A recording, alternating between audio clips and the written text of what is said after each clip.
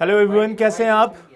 चलिए क्लास को ज्वाइन कर लें और फिर हम लोग अपना सेशन स्टार्ट करते हैं। आज हम लोग जो सेशन पढ़ने वाले हैं वो सोलर सिस्टम स्टार्ट करने वाले हैं। कल मैंने आपसे बोला था कि सोलर सिस्टम को पढ़ के बैठना, जिससे कि चीज़ें आपको बढ़िया से समझ में आ जाएंगी। ठीक है भाई, तो आप लोग, उम्मीद है आप पढ़ के बैठे होंगे। सोलर सिस्टम आपने पढ़ लिया होगा। मैंने थोड़ा सा बेसिक्स बता दिए थे कि सोलर सिस्टम में क्या क्या चीज़ें पढ़नी होती हैं। ठीक है, तो आप सभी ने वो चीज़ बहुत अच्छे से समझ ली होगी, वो सारी की सारी बातें अच्छे से समझ ली होंगी। अब आपको क्या करना है, अब आपको उस स्टडी को आगे बढ़ाना है। तो कॉपी में चुपचाप लिखना शुरू करेंगे सोलर सिस्टम, और हिंदी में क्या कहते हैं इसको? सौरमंडल। हिंदी में कहते हैं सौर मंडल। तो आज का टॉपिक सोलर सिस्टम। हेडलाइन डालिए, सोलर सिस्टम। क्लियर है बच्चों? देखो, अब यहां से थोड़ा सा समझना, जो मैंने कल चीजें पढ़ा दी थी उनको थोड़ा सा रिवाइज करना है और फिर आज की कहानी शुरू करनी है। मैंने कल आपको बताया था कि जब हम हेडलाइन डाल रहे थे अपने टॉपिक की, सोलर सिस्टम की, तो मैंने आपको बताया था कि जो सौर मंडल है वो यहाँ पर आपके सूर्य के आसपास का पूरा जो एरिया, पूरा स्लॉट जो बनता है उसके साथ रिलेट करता है। तो यहाँ पे कहानी किसकी थी? सन की थी। किसकी थी? सूर्य की थी। तो सूर्य की कहानी थी, जिसमें मैंने आपको बताया था कि एक सन होता है, सन के आसपास घूमने वाले 8 प्लैनेट होते हैं। 8 प्लैनेट में आपको बताया था my very educated mother just like a sun, ये बताया था। फिर मैंने इनके नाम भी बता दिए थे, Mercury, Venus, Earth, Mars, Jupiter, Saturn, Uranus, Neptune. Hindi में इसे क्या कह रहे थे भाई? हिंदी में इसे कह रहे थे सबसे पहले बुध, फिर शुक्र, फिर पृथ्वी, फिर मंगल, फिर बृहस्पति, फिर आपका शनि, फिर अरुण। यहीं पे बच्चे कंफ्यूज हो रहे थे, इसे कहते हैं अरुण और इसे कहते हैं वरुण। तो ये सारी की सारी चीजें आपने याद कर ली हैं, सारी चीजें आपने पढ़ ली हैं। ये अब आपको अच्छे से समझना है। ये सारी की सारी बातें आपको बढ़िया से समझ लेनी है, चीजों को याद कर लेना है। क्यों? क्योंकि यहीं से हमारा पूरा का पूरा सेगमेंट आता है, पूछा जाता है वो। ठीक है, तो यहां जितने भी बच्चों ने ये सब पढ़ लिया है वो एकदम तैयार हो जाइए कि भाई अब हमें इसके आगे इनकी खासियत पढ़नी है, कि ये जो ग्रह हैं इनके बारे में आपको बात करनी है। तो आप लोग पढ़ के बैठे होंगे, चीज़ें आपने पूरा सेट कर ली होंगी। तो सबसे पहले आपको जिसके बारे में पढ़ना है वो क्या हो जाएगा? वो हो जाएगा आपका इस सिस्टम का इंपॉर्टेंट फैक्ट्स जो आपको पता होने चाहिए। तो लिखिए, important facts about solar system. यहां से आज की क्लास स्टार्ट होगी भाई। Important facts about solar system.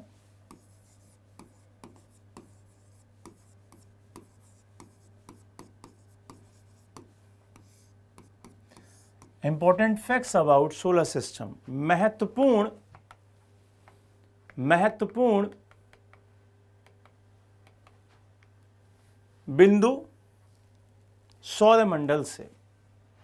ठीक है, महत्वपूर्ण बिंदु। तो यहां पे सबसे पहले तो आपको इंट्रो समझना होगा, परिचय। परिचय मतलब कि सोलर सिस्टम कहते किसे हैं ये आपको समझ में आना चाहिए। तो ये मैं बता चुका हूं, a group of crystalline body like sun, आपका 8 प्लैनेट्स, सैटेलाइट्स, एस्ट्रॉइड्स, कॉमेट्स, इनके बारे में। तो लिखिए, अ ग्रुप ऑफ क्रिस्टलाइन बॉडीज। समझ में आ रहा है? ये बहुत इंपॉर्टेंट है। ठीक है, या मैं ये कहूं कि अ ग्रुप ऑफ सेलेस्टाइल बॉडीज, ये लिख लो, है ना।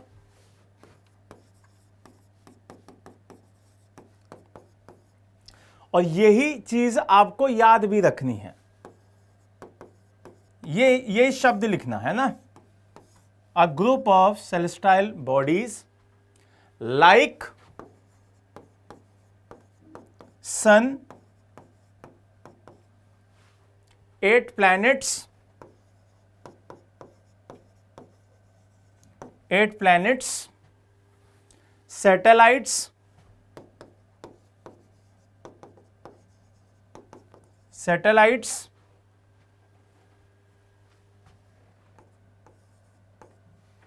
और क्या क्या होता है भाई, एक होता है एस्ट्रॉइड्स,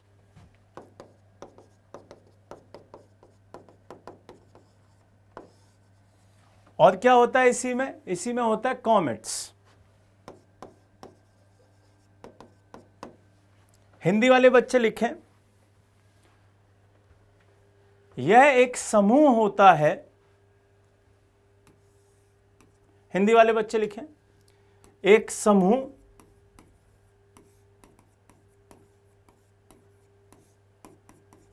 सूर्य का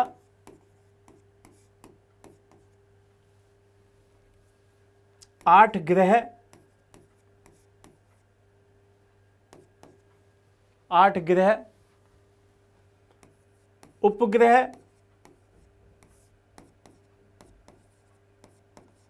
क्षुद्र ग्रह। अब आपको यहां पे दिखाई दे रहा होगा, सैटेलाइट का मतलब आपका सीधे सीधे उपग्रह, एस्ट्रॉइड्स का मतलब क्षुद्र ग्रह, और कॉमेट्स का मतलब धूमकेतु, धूमकेतु। समझ में आ रहा है, धूमकेतु लिख लीजिए। क्लियर है? जल्दी से लिखें। इंट्रो आपको समझ में आ गया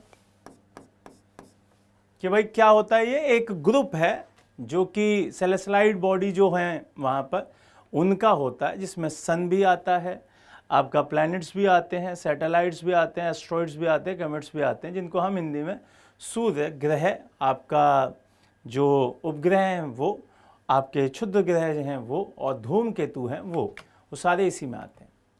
अब यहां से सवाल एक और आता है, वो क्या सवाल है कि सोलर सिस्टम की खोज किसने की। तो दूसरा सवाल आता है कि भाई सोलर सिस्टम की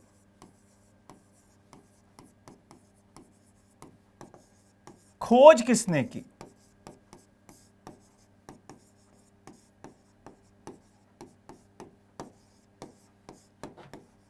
ये सवाल भी तो आएगा ना कि भाई डिस्कवर किसने किया है। तो ये सवाल भी आपको पूछा जाता है कि भाई इसको डिस्कवर किसने किया, इसकी खोज किसने की। तो यहां पे नाम याद रखना है, निकोलस कोपरनिकस। क्या नाम है उनका? उनका नाम है निकोलस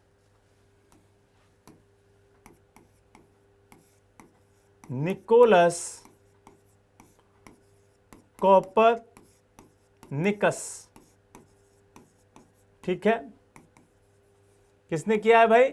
ये किया है निकोलस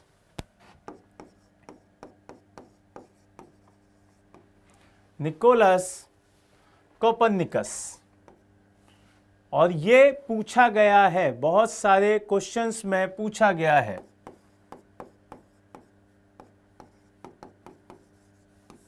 लिख लो, निकोलस कोपरनिकस। फिर आएगा कि इसकी उत्पत्ति कब हुई है, ओरिजिन कब हुआ है, सोलर सिस्टम का ओरिजिन कब हुआ। तो तीसरी लाइन लिखेंगे, तीसरा क्वेश्चन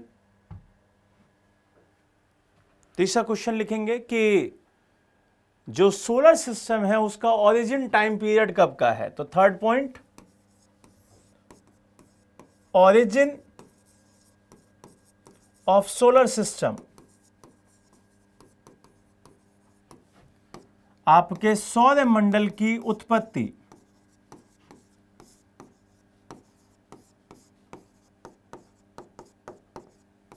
सौर मंडल की उत्पत्ति। तो याद रखिएगा, ये तो हिंदी इंग्लिश दोनों में एक ही लिखा जाता है, 4.5 बिलियन ईयर्स। 4.5 billion years.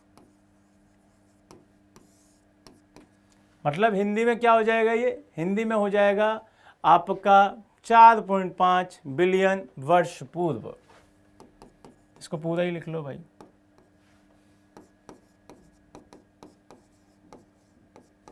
ठीक है, जल्दी से लिखो फिर आगे बढ़ेंगे। जल्दी से लिखो।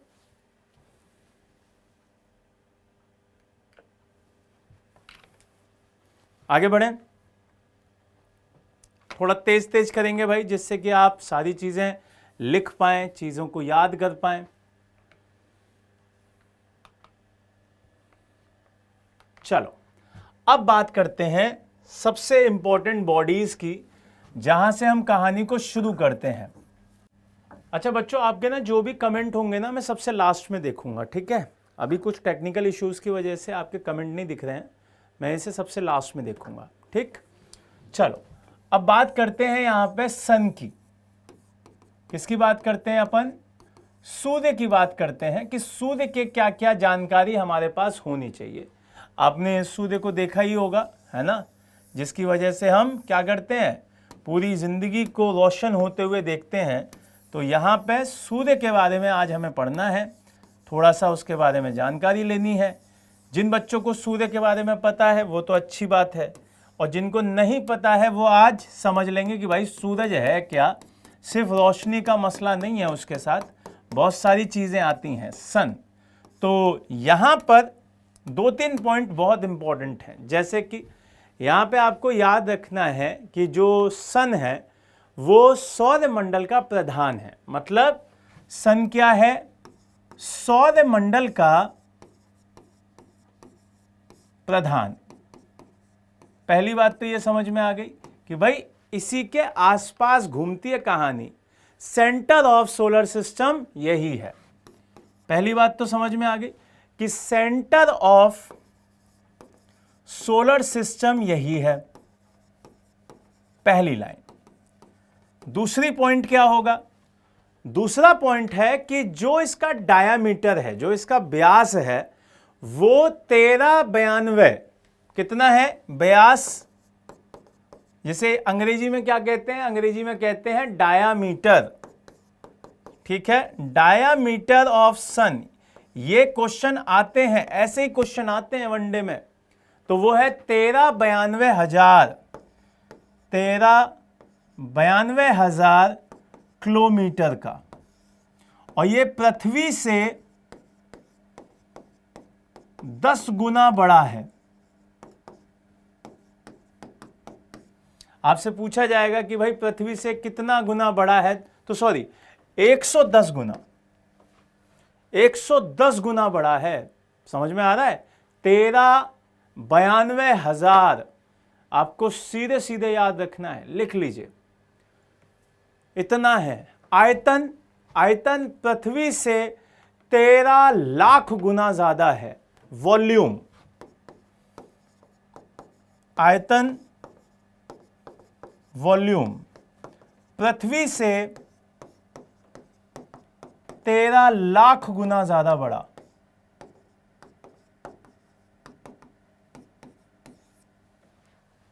ठीक है, इंग्लिश में लिखना हो तो सिर्फ 13 लाख ही बढ़ाना है भाई।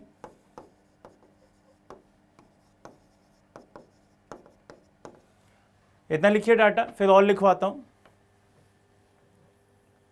देखो आप सबके कमेंट मैं थोड़ी देर में जब क्लास बाइंड अप होने वाली होगी तब सारे के सारे ले लूंगा, ठीक है, परेशान मत होना आप सारे। अगला, आयतन के बाद मास। मास का मतलब द्रव्यमान। आयतन के बाद मास, द्रव्यमान, वो याद रखिएगा कि वो पृथ्वी से 332,000 गुना बड़ा, 332,000 गुना बड़ा। ये तो ये हिंदी में लिखवाने की जरूरत, मतलब इंग्लिश में लिखवाने की जरूरत नहीं है, सीधे सीधे आपको याद रखना है। ये क्वेश्चन इंपॉर्टेंट हो जाता है कि पृथ्वी से दूरी कितनी है, डिस्टेंस। कहां से भाई? डिस्टेंस बतानी हो आपको, कहां से? पृथ्वी से। तो डिस्टेंस फ्रॉम अर्थ, पृथ्वी से दूरी, ये फैक्ट है बेटा, थोड़ा सा इनको ऊपर ऐसे ही नजर माननी होगी, फिर उसके बाद जब पढ़ाने वाला टॉपिक आएंगे तब हम बात करेंगे। ये तो फैक्ट है, अभी थोड़ी देर में जब ग्रहों के बारे में पढ़ना शुरू कर देंगे तब याद करने वाला मसला होगा कि भाई ऐसे समझना है इसको, ठीक है। तो यहाँ पे डिस्टेंस फ्रॉम अर्थ, ये आपको याद रखना है, ये बहुत इंपॉर्टेंट है, 14.96 करोड़ किलोमीटर, 14.96 करोड़ किलोमीटर, इतना दूर है। मतलब जो हमारा सूरज है, वो हमारा जो सूरज है वो हमारी पृथ्वी से पहले पे तो कौन आता है, मरकरी आता है, फिर आपका वीनस आता है और फिर आती है अर्थ। तो ये जो डिस्टेंस है, ये डिस्टेंस कितनी है, ये है 14.96 करोड़ किलोमीटर, ठीक है। ये अर्थ है, यहां तक की दूरी आपको ध्यान रखनी है, अर्थ की दूरी याद रखनी है, अच्छे से बढ़िया से समझ के चलना है, ठीक। तो ये बातें आपके लिए इंपॉर्टेंट हो जाती हैं। आगे बढ़ते हैं, यहां पर एक क्वेश्चन और आता है। मैंने स्टार्टिंग की कल की क्लास में बताया था कि जो इसकी फॉर्मेशन है वो गैसेस की वजह से है, जो इसकी फॉर्मेशन है वो किसकी वजह से है, गैसेस की वजह से है। तो यहां पे अगला क्वेश्चन आता है कि केमिकल जो इक्वेशंस है या केमिकल कंपोजिशन जो दिखाई देती है, जो केमिकल कंपोजिशन दिखाई देती है, जो आपकी रासायनिक जो संगठन है वो क्या है। तो यहां पे रासायनिक जो संगठन है वो क्या कहता है, वो आपको ध्यान रखना है। तो उसमें मैंने दो गैसेस बताई थी, आपको याद हो तो। मैंने एक तो बताई थी आपको हाइड्रोजन, याद है आप लोगों को, हाइड्रोजन बताई थी कि ये हाइड्रोजन की वजह से पूरा का पूरा मसला दिखाई देता है। तो हाइड्रोजन इसमें है 71 पॉइंट, ये याद रखना 71.1%। इसीलिए आपको ध्यान रखना है हाइड्रोजन बॉम्ब और सन एक ही कॉन्सेप्ट पे काम करता है, न्यूक्लियर फ्यूजन, संघलन, एक साथ इकट्ठा होना, तो ये इकट्ठे होते रहते हैं। फिर यहां से एक और गैस है जिसका नाम है हीलियम। क्या नाम है भाई, जिसका नाम है हीलियम। हिंदी में लिखवाने की जरूरत तो है नहीं, हाइड्रोजन हाइड्रोजन लिख लेंगे आप लोग। फिर ये परसेंटेज कितनी है भाई, 26.5।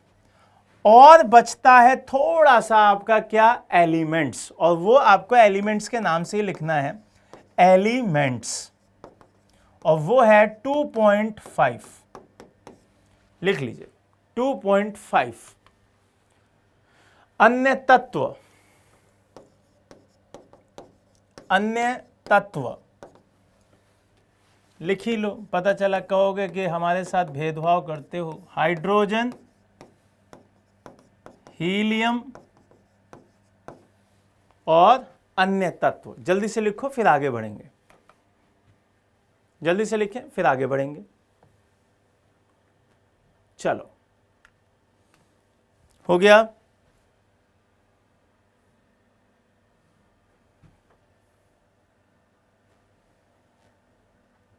चलिए, अब यहां से थोड़ा सा कहानी को एक दो क्वेश्चन जो जोड़ते हैं उनको लिख लो। क्या कभी आपको याद है कि जो हमारी पृथ्वी है उसके ऊपर जो हम लोग रहते हैं वहां से कोई मिशन हमारे इंडिया से, बेसिकली इंडिया से ही पूछता है वो, कि इंडिया से कोई सूर्य के लिए मिशन गया हो? तो बिल्कुल गया है, उसका नाम लिख लीजिए आदित्य L1। तो सन के लिए इंडिया का मिशन, अब ये मिशन वो वाला मिशन नहीं है ना, हमजा वाला, पता चला हमजा का ही मिशन बता दें आप कि सर वही बता दीजिए, है ना। तो ये मिशन दूसरा है और ये इंडियाज फर्स्ट सोलर मिशन था, क्या था ये? इंडिया का क्या था ये? पहला मिशन था, इंडियाज फर्स्ट सोलर मिशन।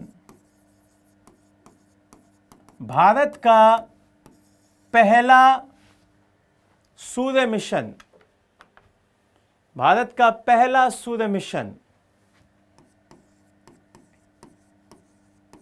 ठीक है, भारत का पहला सूर्य मिशन। क्लियर हुई ये बात? दूसरी बात आपको ध्यान रखना है कि सूर्य से ऊर्जा का स्रोत क्या है सूर्य की, वो मैंने अभी बताया है, अभी थोड़ी देर पहले ही बताया कि सूर्य की ऊर्जा का स्रोत क्या होता है।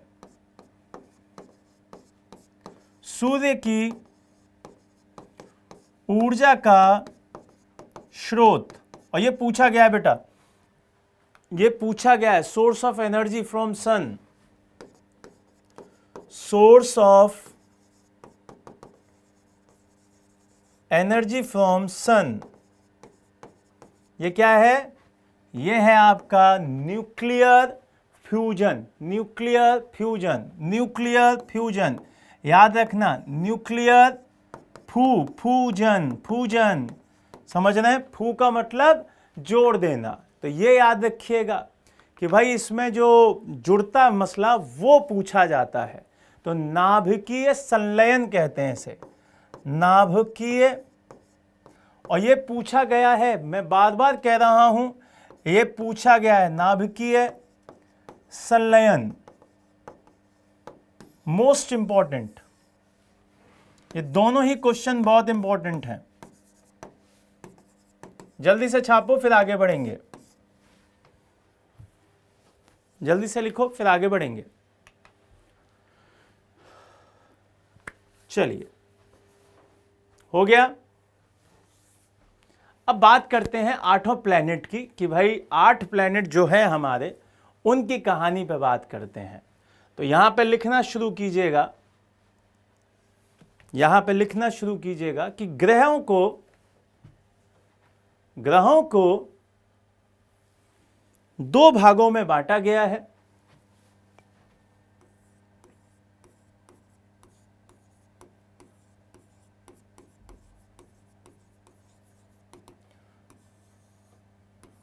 ग्रहों को 2 भागों में बांटा गया है। Planets are divided in 2 parts. पहला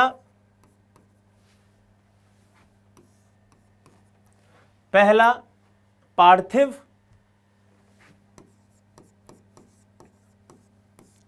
पहला पार्थिव और दूसरा बाह्य, दूसरा बाह्य। पार्थिव को ही आंतरिक कहते हैं, पार्थिव को ही आंतरिक कहते हैं, और बाह्य को ही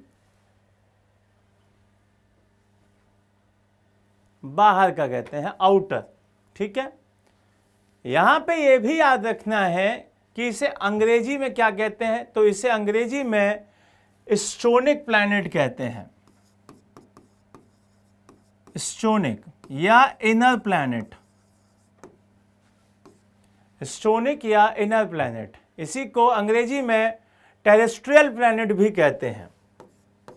क्या कहा जाता है? टेरेस्ट्रियल, TERRE, ठीक है, TERRESTIRIAL,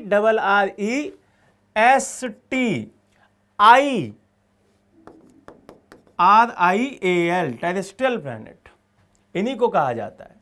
तो यहां से स्टोनिक प्लैनेट भी, इनर प्लैनेट भी, टेरेस्ट्रियल भी, किसको कहा जाता है? पहले वाले ग्रुप को कहा जाता है।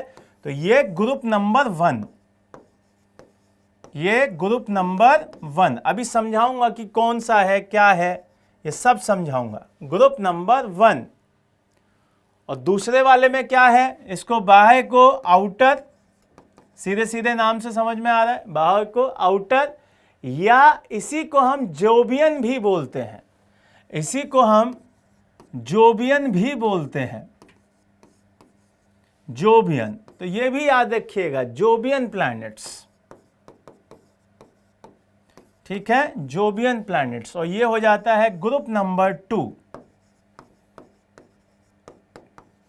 आपने देखा होगा उस स्कूल में बहुत सारे ग्रुप बन जाते हैं। ग्रुप क्यों बन जाते हैं? जैसे मेरी दोस्ती मेरे उन्हीं लोगों से होगी जो मेरे नेचर के होंगे, तो वहां पे कहेंगे कि वैभव सर का ग्रुप है ये।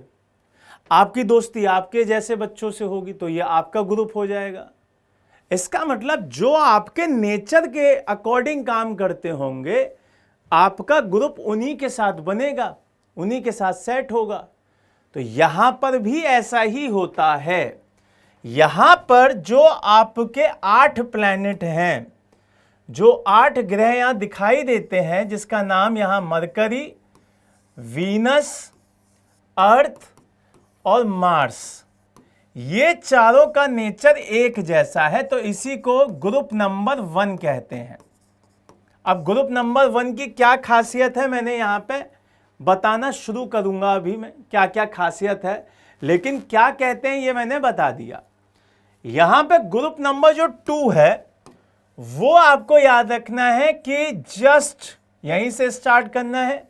सन, SUN, ये जो 4 हैं ये एक जैसे दिखाई देते हैं, तो ये हो जाएगा ग्रुप नंबर 2। इनके नाम मैं बता चुका हूं कि भाई इनके नाम क्या क्या हैं। अब इनकी खासियत बता देता हूं। देखो समझना, जब आप ग्रुप 1 को कह रहे हैं कि ये स्टोनिक प्लैनेट है, तो इसका मतलब ये स्टोन से बना हो रहा होगा, तो ये हार्ड है, ये हार्ड प्लैनेट्स हैं, मतलब ठोस हैं, ये चट्टानों से बने हुए हैं। समझ में आ रहा है? पहली बात कि ये किससे बने हुए हैं? चट्टानों से बने हुए हैं, ठोस पदार्थों से बने हुए हैं। दूसरी बात, इन चारों के सैटेलाइट्स बहुत कम हैं, कम उपग्रह। क्या हो जाएंगे? इनके सैटेलाइट्स बहुत कम हो जाएंगे, ये आपको ध्यान रखना है। फ्यू सैटेलाइट्स, फ्यू, और ये क्वेश्चन पूछे जाते हैं ऐसे ही, फ्यू सैटेलाइट्स। लिखिए, फ्यू सैटेलाइट्स।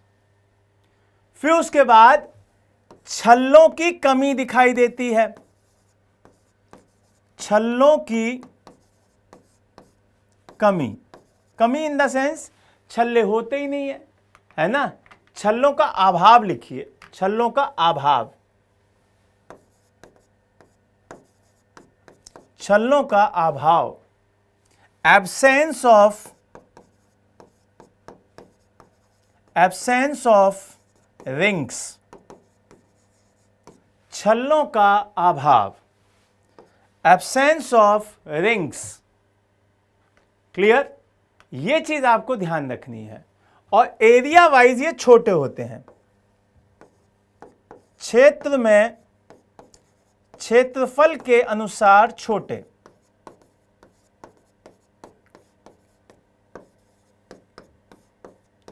मतलब एरिया वाइज स्मॉल, या ऐसे लिख लीजिए small area wise, small in area wise लिख लीजिए चारों। फिर इधर के लिखवा देता हूं।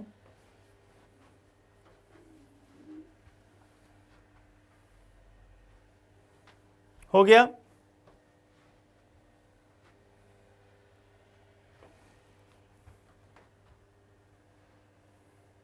इस साइड में लिखो,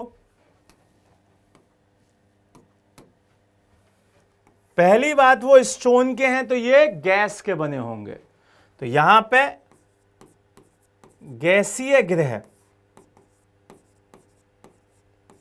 गैसीय ग्रह लिख लीजिए। गैसियस प्लैनेट बहुत इंपॉर्टेंट है, गैसियस प्लैनेट।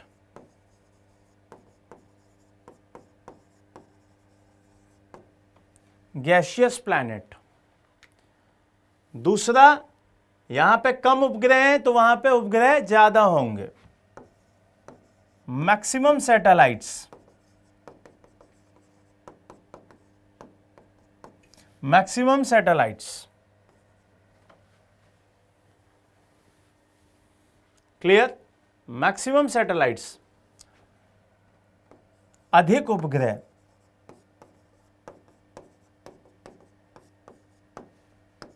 तीसरा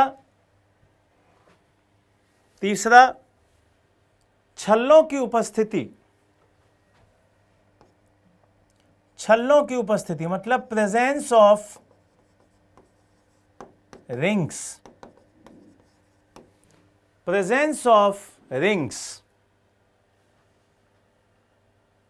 छल्लों की उपस्थिति।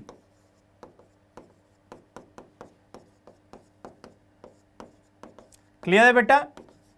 मतलब छल्ले ही छल्ले होंगे, शनि को देख लो, बृहस्पति को देख लो, छल्ले ही छल्ले। इसका मतलब छल्ले वाले ग्रह कहलाते हैं यहाँ पे, है ना। दिलेर मेहंदी बन के घूमते हैं। अब दिलेर मेहंदी जी अगर इस वीडियो को सुनते तो बहुत खुश होते, है ना, तो सुनेंगे तो, है ना। तो ये चीज़ आपको ध्यान रखनी है। अब यहाँ से आगे हो जाता है कि भाई एरिया वाइज भी ये बहुत बड़े होते हैं, लार्ज एरिया।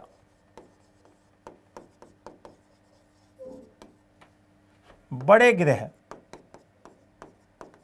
लिख लो, जल्दी से लिखो, फिर आगे बढ़ते हैं। एक एक ग्रह हमें पढ़ना है आज और उसी को पढ़ेंगे चीजों को। जल्दी से लिखें।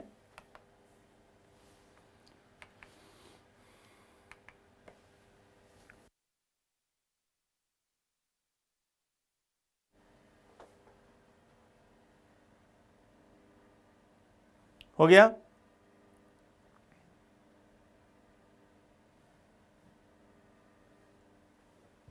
चलिए, अब एक नोट लिखो। एक नोट लिखना है जो बहुत इंपॉर्टेंट है, मोस्ट इंपॉर्टेंट नोट।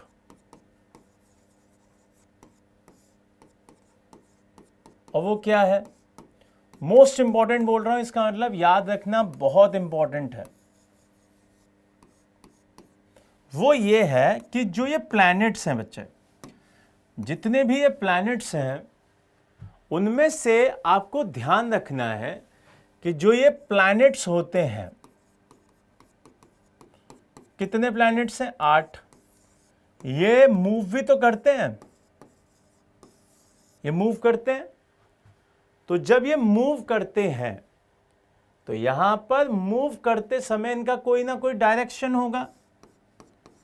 तो यहां जब डायरेक्शन की बात आती है तो एक क्वेश्चन आता है कि भाई आपके जितने भी ग्रह हैं, जब वो मूवमेंट करते हैं तो उनकी डायरेक्शन क्या है? तो आपको याद रखना है कि ये वेस्ट टू ईस्ट करते हैं। किधर करते हैं? वेस्ट टू ईस्ट, पश्चिम से पूरब। क्लियर? लेकिन एक कहानी में ट्विस्ट है। दो ऐसे प्लैनेट हैं जिसका नाम है वीनस और यूरेनस। वीनस, यूरेनस, दोनों में नस नस आ रहा है, ठीक है। यूरेनस, समझ रहे हैं? दोनों में नस आ रहा है। वीनस, यूरेनस, दोनों में नस आ रहा है। अंग्रेजी से याद करना कि भाई वीनस को हम सेकंड नंबर पे देखते हैं तो इसे शुक्र कहते हैं, और यूरेनस को हम पहले देख रहे हैं या बाद में देख रहे हैं? पहले देख रहे हैं। यू पहले होता है तो ये अरुण हो गया। तो इसका मतलब अरुण और आपका शुक्र, ये दोनों अकेले ऐसे हैं जो ईस्ट से वेस्ट घूमते हैं। समझ में आ गया? पूरब से पश्चिम यही घूमते हैं। क्वेश्चन समझ में आया मैंने क्या बोला? मैंने कहा कि अगर आपके 8 प्लैनेट हैं तो वो घूमेंगे जरूर, सूर्य की परिक्रमा लगाएंगे। सूर्य की परिक्रमा लगाते समय जब इनकी डायरेक्शन हम देखते हैं तो ये वेस्ट टू ईस्ट होती है, पश्चिम से पूरब होती है। लेकिन 2 प्लैनेट ऐसे हैं जो आपके उल्टे घूमते हैं। मतलब आपको ये याद रखना है कि वो ईस्ट से वेस्ट में घूमते हैं, ना कि वेस्ट से ईस्ट में। और वो याद कैसे होंगे? वो दोनों में अगर नस नस दिखाई दे जाए, वही क्या है? उल्टे घूमने वाले हैं। मैंने आपको आठों याद करा दिए हैं। आठों कौन कौन से हैं? आपका पहला है मरकरी, कोई नस आ रहा है? नहीं। वीनस, वीनस में आ रहा है। फिर अर्थ में आ रहा है? नहीं। मार्स में आ रहा है? नहीं। जुपिटर में आ रहा है? नहीं। सैटर्न में आ रहा है? नहीं। यूरेनस ये आ रहा है, यूरेनस आ रहा है। नेपच्यून नहीं। तो इसका मतलब जहां जहां पे नस आ जाए वही उल्टे घूमते हैं। समझ में आ गया? ये याद रखने के तरीके होते हैं, ये याद रखिएगा। तो इतना डाटा हमने लिख लिया जल्दी से, फिर हम आगे बढ़ेंगे। आपको याद भी हो गए हैं कि 8 कौन से हैं? बुध, शुक्र, पृथ्वी, मंगल, बृहस्पति, शनि, अरुण, वरुण। ठीक है, तो अरुण और शुक्र उल्टे घूमते हैं, बाकी सब सीधे घूमते हैं। अब एक एक करके हम सबके बारे में लिखते चलेंगे और चीजों को याद करते चलेंगे। तो पहला लिखो मरकरी, पहला लिखो मरकरी, और ये याद करते हुए चलेंगे अभी। ठीक है, मरकरी। अब ये मरकरी मतलब पारा नहीं, ये बुध है। क्या है ये? बुध। ठीक है, बुध। चलो, कहानी में होगा कहां पे ये पहले नंबर पे ही है। ये सूर्य है, पहले नंबर पे ही कौन आता है? मरकरी आता है। ठीक है, पहले ही नंबर पे मरकरी। तो यहां पे लिखना है सूर्य के सबसे निकट। लिखना, पहले हिंदी में लिख लिए, फिर मैं इंग्लिश में लिखाऊंगा। सूर्य के सबसे निकट, पहली बात तो ये सबसे करीब यही है। दूसरा, यहां पे ये भी याद रखना है सबसे छोटा ग्रह भी यही है, क्योंकि जब आप अपने फैमिली में देखेंगे जो सबसे ज्यादा पास रहेगा वो सबसे घर का छोटा ही बच्चा होगा। तो इसका मतलब ये सोलर सिस्टम का सबसे छोटा बच्चा है। तो सबसे छोटा ग्रह, सबसे छोटा ग्रह। उसके बाद जैसे ही आप कहेंगे कि अच्छा सबसे छोटा है, फिर बताओ और क्या क्या खासियत है। तो सबसे ज्यादा कक्षीय जो गति है वो इसी की है। सबसे तेज ग्रह, सर्वाधिक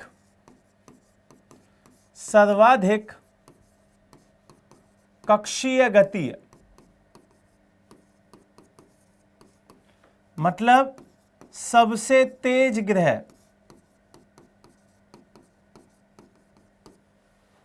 क्लियर? सबसे तेज ग्रह। सर्वाधिक तापांतर दिखाई देता है यहां पे, टेम्परेचर डिफरेंस। सर्वाधिक तापांतर, सर्वाधिक तापांतर।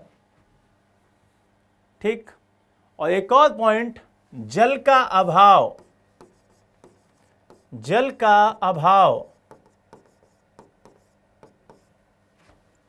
क्लियर है ये बात? जल का अभाव लिख लो। इंग्लिश वाले लिखेंगे। बच्चे कह रहे होंगे अंग्रेजी में भी लिखवाई दो मास्टर, है ना? लिखिए, अंग्रेजी वाले लिखें।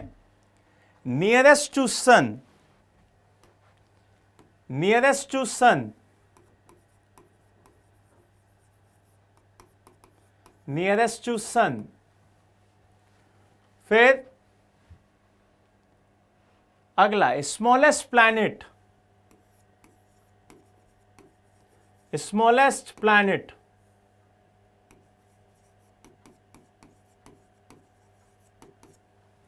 Smallest planet. अगला highest orbital speed, highest orbital speed.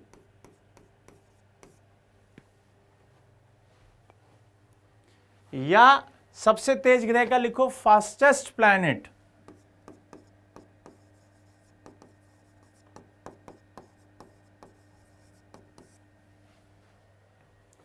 Clear? सर्वाधिक तापांतर का हाईएस्ट टेम्परेचर डिफरेंस। याद रखिएगा ये क्वेश्चन पूछा गया है। हाईएस्ट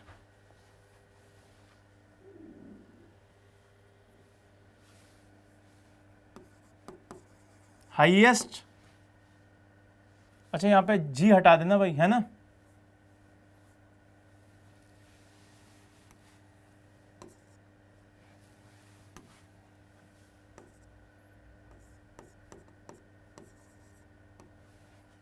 देखो highest temperature difference, highest temperature difference,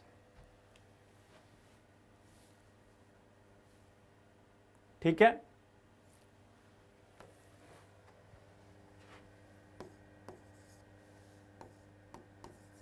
ऐसे हाई, HIGHEST। देखो ये होता है कि अंग्रेजी और हिंदी जब अलग अलग पढ़ा रहे होते हैं तो बिल्कुल सही चल रहा होता है, और जैसे ही आप बाइलिंगुअल कर देते हैं तो कभी कभी ऐसा हो जाता है, तो लिख लेना भाई, सही कर लेना उसको। पर चला कहें मास्टर को अंग्रेजी नहीं आती है ना, स्पेलिंग गलत कर दिया। HIGHEST हाईएस्ट, जल का अभाव absence, absence of water, clear है ये बात, absence of water, absence of water. लिखिए जल्दी से, फिर आगे बढ़ेंगे।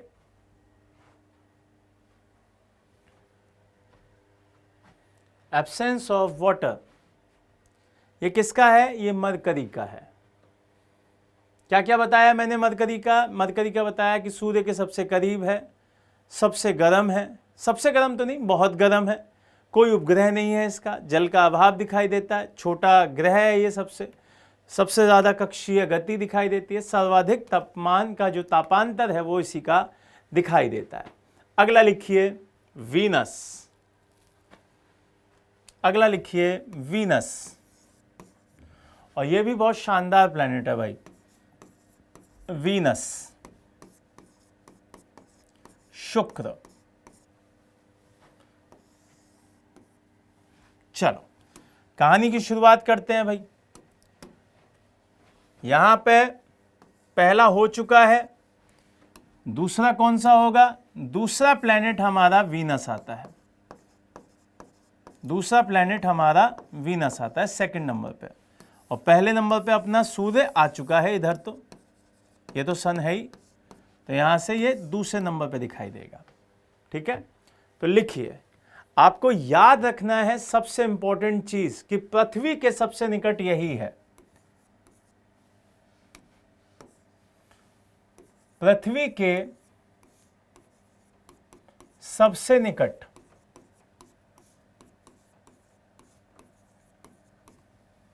ठीक है। तो याद रखिए पृथ्वी के सबसे करीब है, तो यहां पे जो ये है प्लैनेट, ये सबसे करीब कौन सा है, ये हमारा ही पृथ्वी है, ये अर्थ है। तो पृथ्वी और इसकी दूरी बीच में काफी कम है। फिर सौरमंडल का सबसे चमकता हुआ ग्रह यही है, दूसरी पॉइंट,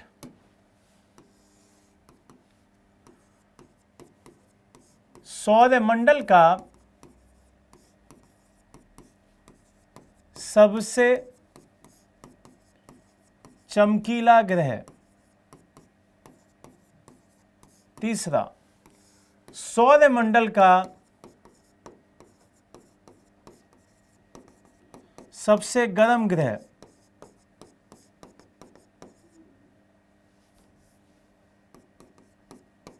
सबसे गर्म ग्रह, चौथा,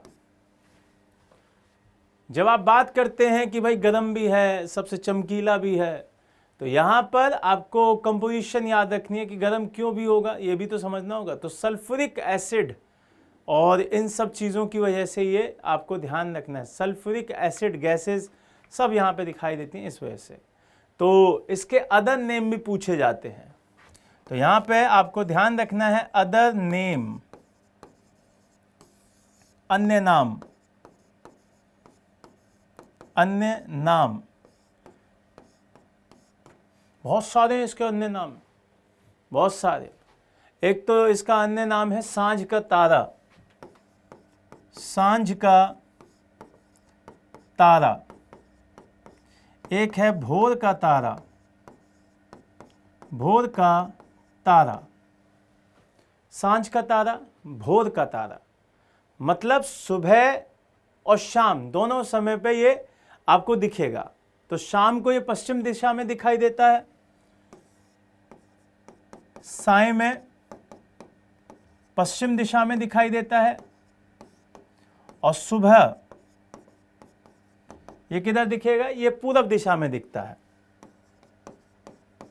ठीक है, ये बात ध्यान रखिएगा, शाम को पश्चिम में और सुबह पूरब में दिखेगा। इसे हम पृथ्वी की जुड़वा बहन भी कहते हैं। पृथ्वी की जुड़वा बहन, मतलब पृथ्वी की जुड़वा बहन है तो मौसी है हमारी, तो ये हमारे जैसा ही है, बिल्कुल हमारे जैसा है, भगनी ग्रह कहते हैं इसे। तो घनत्व देख लो, आकार देख लो, व्यास देख लो, बिल्कुल हमारी पृथ्वी की तरह ही है। ठीक है, दूसरी जो इसकी खासियत है कि इसका भी कोई उपग्रह नहीं है, इसका भी कोई उपग्रह नहीं था, यहां पे भी लिख लेना, कोई उपग्रह नहीं।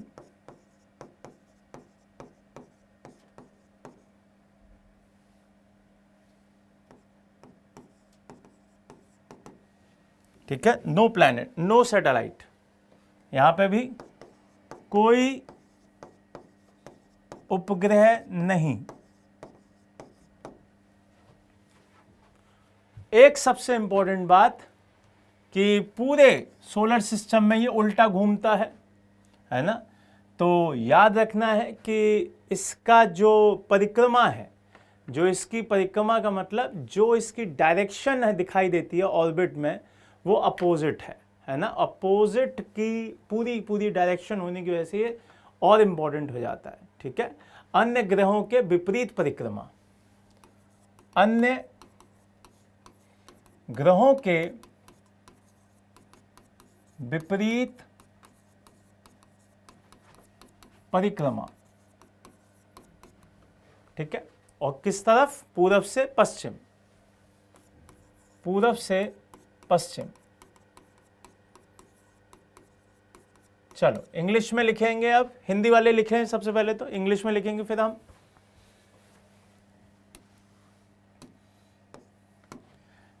सबसे पहले तो उसी ऊपर वाली लाइन को लिख लेते हैं कि जिससे कि वो ध्यान रहे हमें कि ये ऑर्बिट्स जो दिखाई देती हैं, orbits is opposite direction from other planet.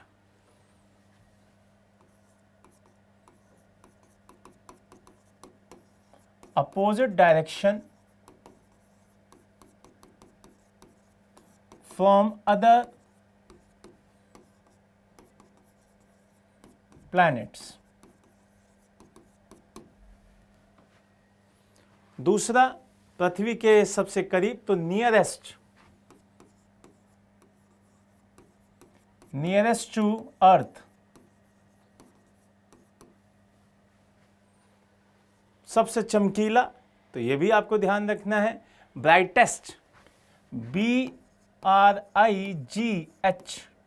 है ना, brightest, TEST, brightest planet.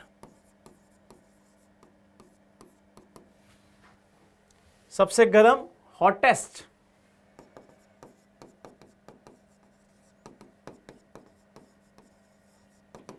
Hottest planet. Clear? सांझ का तारा, evening star, evening star, morning star, twin sister,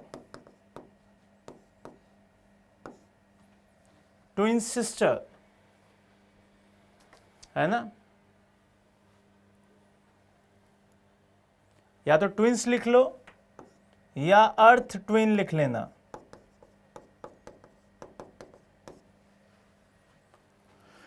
और no satellite, no satellite, no satellite. पूरा हो गया?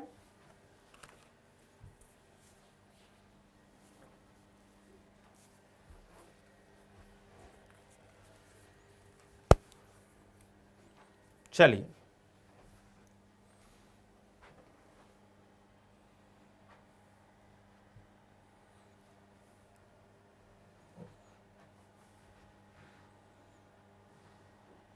आगे बढ़े। अगला लिखिए पृथ्वी।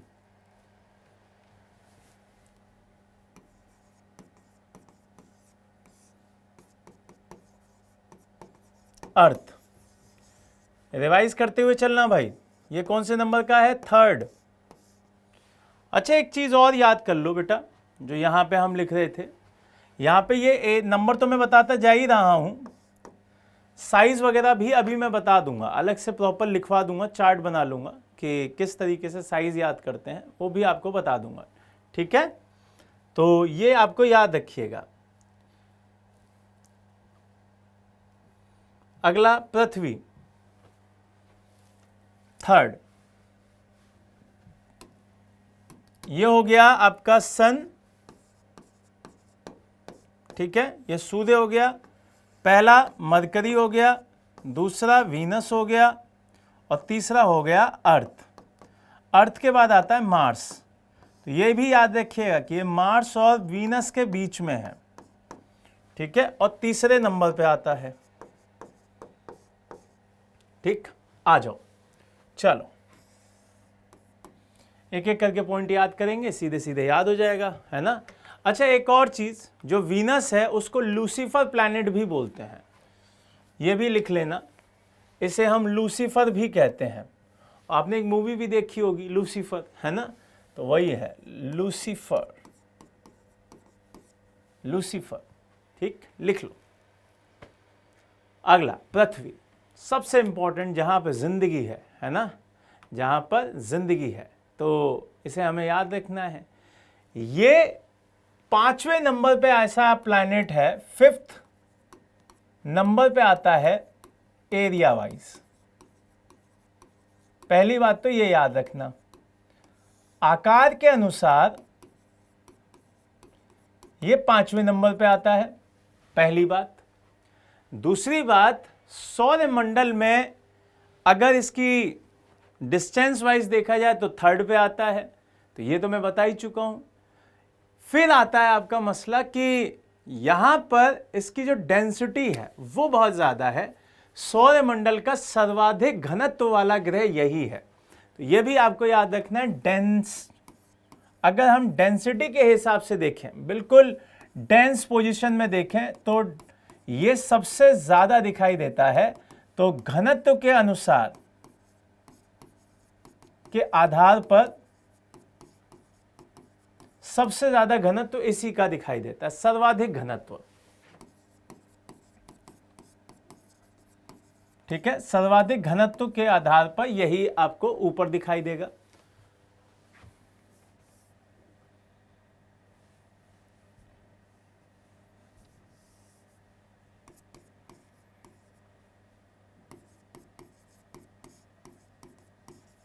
ठीक, उसके बाद आपको अगला जो पॉइंट दिखाई देगा वो, इसका अदर नेम क्या है? इसका अदर नेम है लाइफ प्लैनेट, अन्य नाम।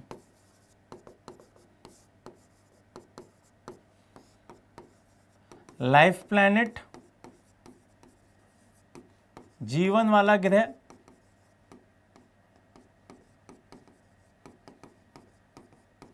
एक है ब्लू प्लैनेट, ये आपने सुना ही होगा, ब्लू प्लैनेट, नीला ग्रह, नीला ग्रह। इसके अदर नेम है due to presence of water, due to presence of water, पानी के कारण, पानी के कारण इसका रंग नीला दिखाई देता है। इसका एक उपग्रह है भाई, एक उपग्रह, वन सैटेलाइट, नाम क्या है भैया? मून, चंदा। इसको देख देख के तो आप लोगों ने, बहुत लोगों ने तो व्रत खोले होंगे, लोगों ने कहा होगा कि भैया देखो मैं भी तुम्हारे लिए व्रत रख रही हूं तो तुम भी रखो, क्योंकि अगर मैंने हल्का सा भी पानी पिया तो निपट लोगे तुम। तो इसके चक्कर में बहुत सारे लोगों ने व्रत रखा है भाई, है ना। तो ये याद रखना है, तो लिख लो, जल्दी से लिखो, फिर आगे बढ़ेंगे। इतनी बातें इसकी खास है क्योंकि इसके बारे में हमें आगे भी पढ़ना है, तो ज़्यादा डेप्थ में अभी हम नहीं जाएंगे, अभी हम सिर्फ इतना लिखेंगे। बाकी का लिख लीजिए जल्दी से।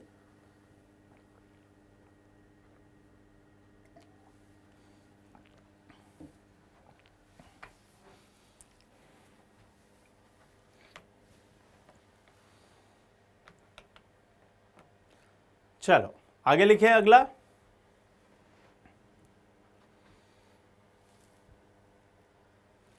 अगला आता है मंगल। अगला आता है मंगल, मार्स। ठीक है, अब ये सन हुआ, ये मरकरी हुआ, ये वीनस हुआ, ये अर्थ हुआ, और ये हो गया अब मंगल, मार्स। अब हम इसके बारे में बात करेंगे। फोर्थ, अच्छा एक पॉइंट और लिख लेना यहां पे, अब मंगल से याद आ गया है। पृथ्वी की स्थिति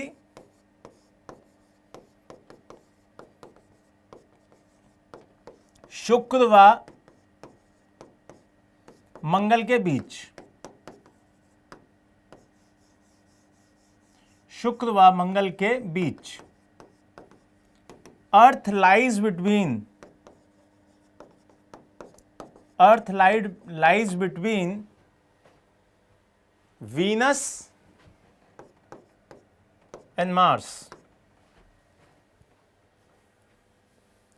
चलो लिख लो।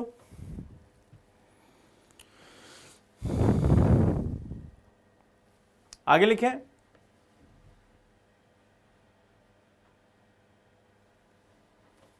चलो अगला लिखो मंगल। मंगल,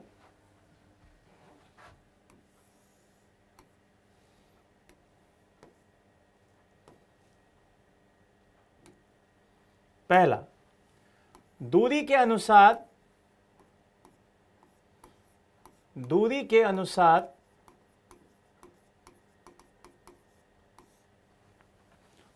सूर्य से चौथे नंबर पर, सूर्य से फोर्थ नंबर पर, अकॉर्डिंग टू डिस्टेंस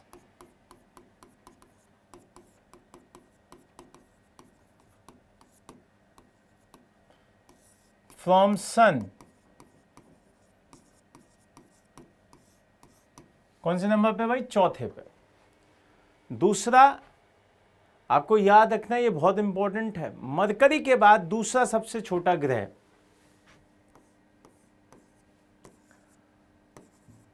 मरकरी मतलब बुध। मरकरी के बाद दूसरा सबसे छोटा ग्रह,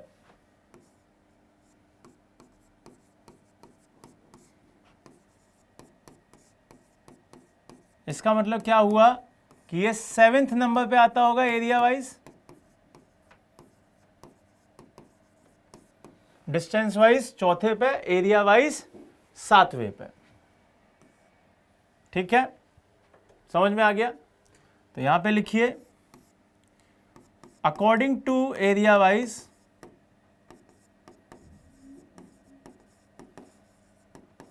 लाइज ऑन 7th प्लेस। दो सैटेलाइट हैं भाई, दो उपग्रह,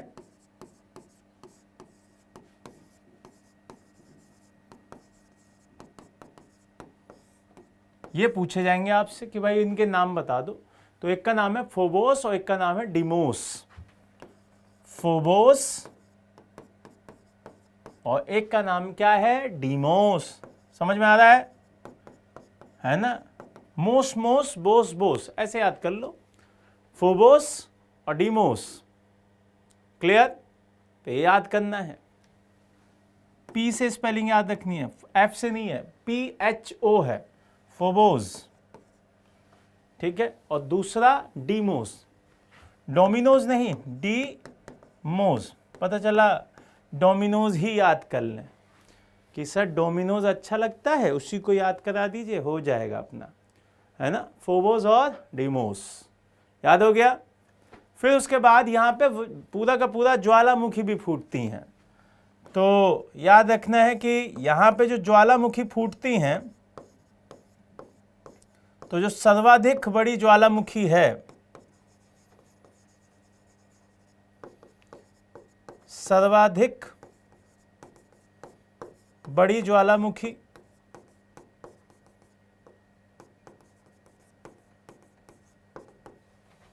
ठीक है, वोल्केनो, जिसे क्या कहते हैं अपन, वोल्केनो। वो कौन सी है?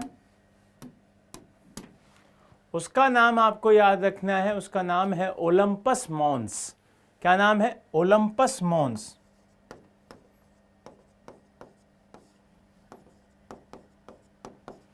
ठीक है, ओलंपस मॉन्स, ये याद रखना है, ओलंपस मॉन्स। ओ ठीक, ओलंपस मॉन्स लिख लीजिए, स्पेलिंग लिख लीजिए, OLYMPUS, ओलंपस मॉन्स। ठीक है, ओलंपस मॉन्स। यहां पर यह भी याद रखना है, सोलर सिस्टम का सबसे ऊंचा पर्वत भी इसी के पास है, सर्वाधिक बड़ी ज्वालामुखी भी इसी के पास है, पूरे सोलर सिस्टम का ऊंचा पर्वत भी इसी के पास है, तो वो भी लिख लो, यहां लिख लो।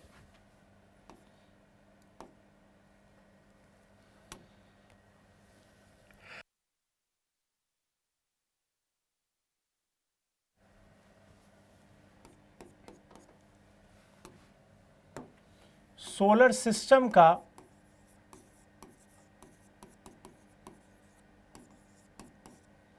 सबसे ऊंचा पर्वत,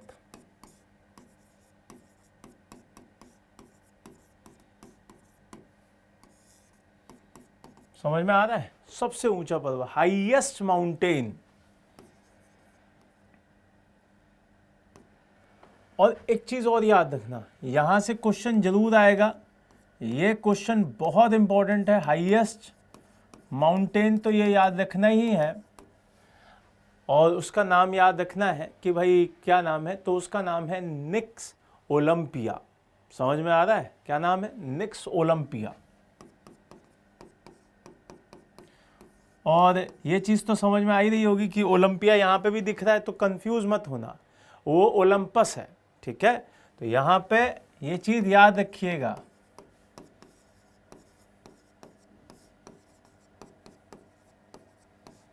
और ये पूछा गया है, कई बार पूछा गया है, तो इसलिए बिल्कुल कंफ्यूज नहीं होना है। निक्स ओलंपिया लिख लीजिए। एवरेस्ट से अप्रोक्स 13 गुना बड़ा है, एवरेस्ट से 13 गुना बड़ा।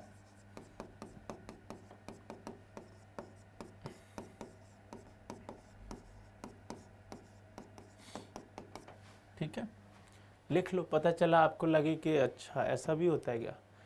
हमारे इंडिया ने एक मिशन भेजा था, मिशन मंगलयान।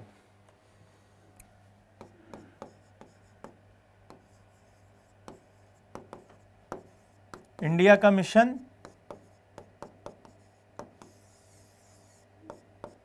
मंगलयान है ना, मार्स ऑर्बिटल मिशन, जिसे नाम दिया गया था mom, Mangalyaan.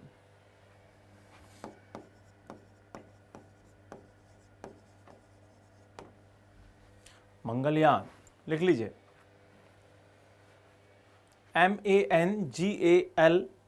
MANGALYAN, Mangalyaan. Got it? ये सारा डाटा आपको मंगल का याद रखना है भाई, और इसे अच्छे से सेट कर लेना है। मैंने क्या क्या बताया?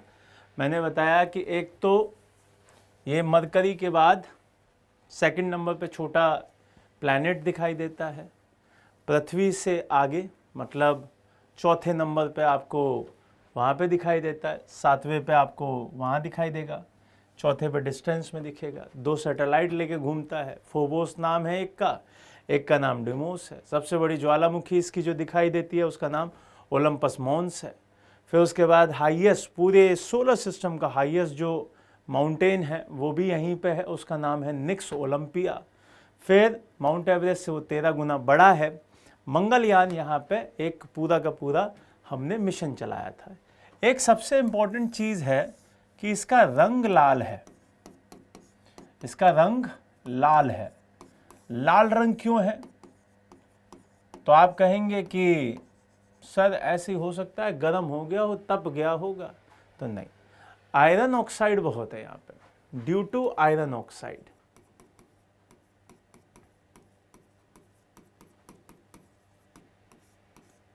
ठीक है, ड्यू टू आयरन ऑक्साइड लिख लीजिए। लोहे की बहुत ज़्यादा मात्रा यहाँ मिलती है इस वजह से। लिखिए, जल्दी से लिखिए, फिर आगे बढ़ेंगे हम।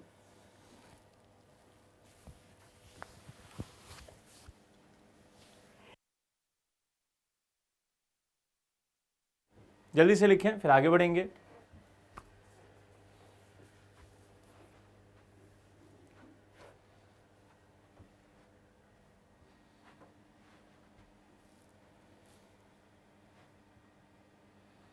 चलिए आगे बढ़ें।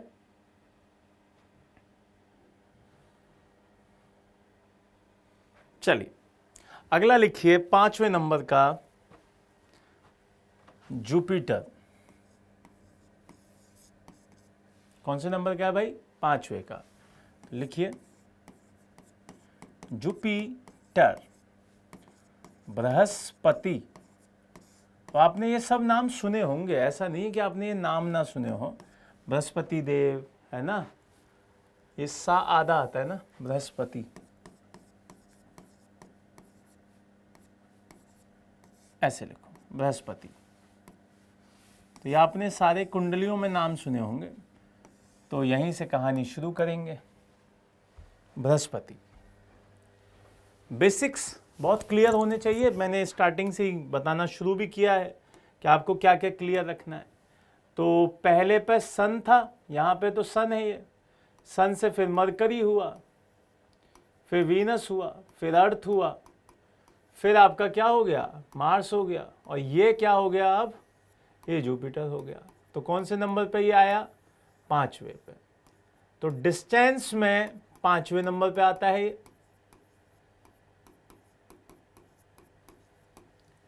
एरिया में, एरिया वाइज पहले पे आता है। दूरी के हिसाब से 5वें पर, क्षेत्र के हिसाब से पहले पर। समझ में आ रहा है? 2 पॉइंट हो गए हमारे। दूसरा, इसका रंग भाई येलो होता है। इसका जो रंग है वो आपको किस कलर का दिखेगा? येलो कलर का, पीले रंग का है ये। ठीक, येलो।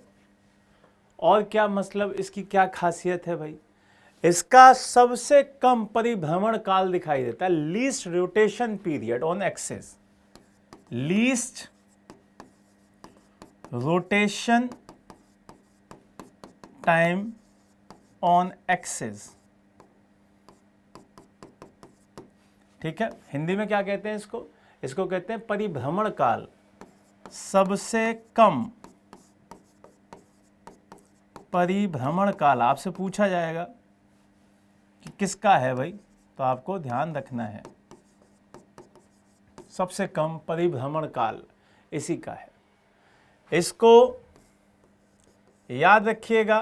क्या छल्ले हैं इसके पास? बिल्कुल है, छल्ले बहुत सारे हैं इसके, बहुत सारे रिंग्स दिखाई देते हैं, लेकिन वो दिखते नहीं है, नेक्ड आइज से नहीं दिखते हैं। तो ये भी याद रखना है। चंद्रमा शुक्र के बाद तीसरी सबसे चमकीली वस्तु यही दिखाई देती है। ठीक है, ये भी आपको ध्यान रखना है, सबसे इंपॉर्टेंट चीज़ है ये। तो ये भी बातें आपके लिए इंपॉर्टेंट हो जाती हैं। कई सारी गैसेस दिखाई देती हैं क्योंकि गैस के प्लैनेट हैं भाई, तो यहाँ पर गैस की मात्रा ज़्यादा दिखाई देती है। वो कौन कौन सी गैसेस हैं? एक तो हाइड्रोजन, एक है हीलियम, समझ में आता है? हाइड्रोजन, हीलियम, ये सारी की सारी यहाँ मिलती हैं। अदर, ये दो सबसे ज़्यादा है, ठीक है। दूसरा सैटेलाइट्स, बहुत इंपॉर्टेंट, सैटेलाइट, उपग्रह। इसके उपग्रहों की संख्या काफ़ी ज़्यादा है और इसके 4 उपग्रह बहुत इंपॉर्टेंट भी हैं। वो कौन कौन से हैं? एक आपको याद रखना है, 2-3 याद कर लो वो भी चलेगा। एक याद रखना है आपको, गैनीमीड। कौन सा है भाई? गैनीमीड, बहुत इंपॉर्टेंट, बहुत ही इंपॉर्टेंट, गैनीमीड। और ये पूछा भी गया था, अभी हाल फिलहाल में एक पेपर में पूछा गया था गैनीमीड। एक इसका जो सैटेलाइट वो है, सैटेलाइट उपग्रह, उसका नाम है आयो, लो भी कहते हैं लोग उसे, लो, आयो, ये एक ही नाम है। एक नाम है आपका यूरोपा, है ना, यूरोपा। एक नाम है आपका कैलिस्टा,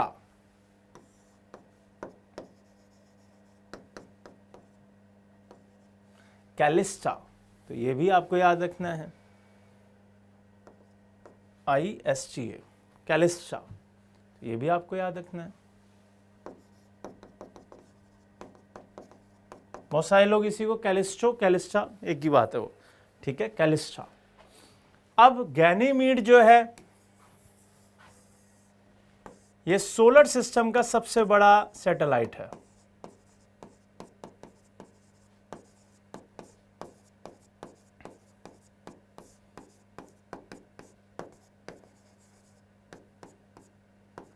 ये सोलर सिस्टम का सबसे बड़ा सैटेलाइट है। लिख लो इसे, फिर आगे बढ़ेंगे। जल्दी से लिखो, फिर आगे बढ़ते हैं।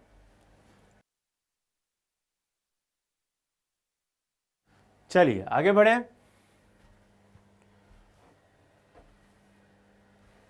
आगे बढ़े, क्या क्या पढ़ लिया हमने? हमने पढ़ा कि जुपिटर एरिया वाइज सबसे बड़ा है, डिस्टेंस वाइज 5वें पे आता है, येलो कलर का दिखाई देता है, लीस्ट रोटेशन पीरियड है अपनी एक्सिस पे, छल्ले इसके भी दिखाई देते हैं लेकिन नंगी आंखों से नहीं दिखते हैं। यहाँ पर चंद्रमा और वीनस के बाद यही सबसे ज़्यादा चमकता है। दूसरा, एटमॉस्फेयर में हाइड्रोजन, हीलियम और अदर गैसेस दिखाई देती हैं। सैटेलाइट डिस्कवर अगर हम इसकी बात करें तो आपको एक व्यक्ति थे जिनका नाम था गैलीलियो, है ना, उन्होंने ही खोजे थी ये चारों सैटेलाइट्स, उन्होंने ही खोजी थी। एक का नाम है गैनीमीड, इसी को कई लोग गैरीमीड भी बोल देते हैं, गैनीमीड नाम है वैसे इसका, गैनीमीड, लो, यूरोपा, कैलिस्टा, ये इसके नाम दिखाई देते हैं। तो ये याद रखना है, जो गैनीमीड है वो पूरे सोलर सिस्टम का सबसे बड़ा सैटेलाइट दिखता है। अगला चलेंगे सैटर्न, जल्दी से लिखो सैटर्न।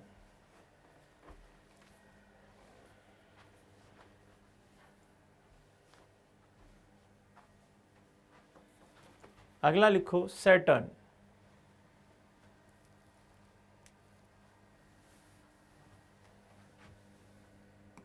छठा लिखिए भाई, सैटर्न। शनि,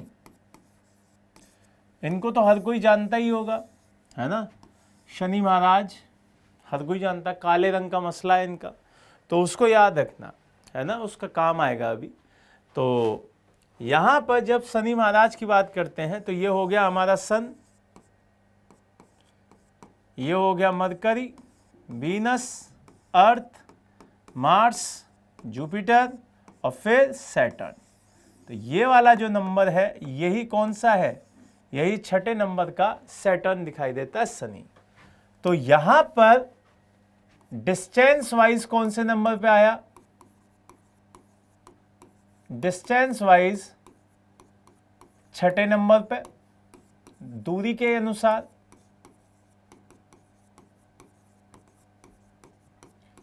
दूरी के अनुसार छठे पर, आकार के अनुसार एरिया वाइज, आकार के अनुसार,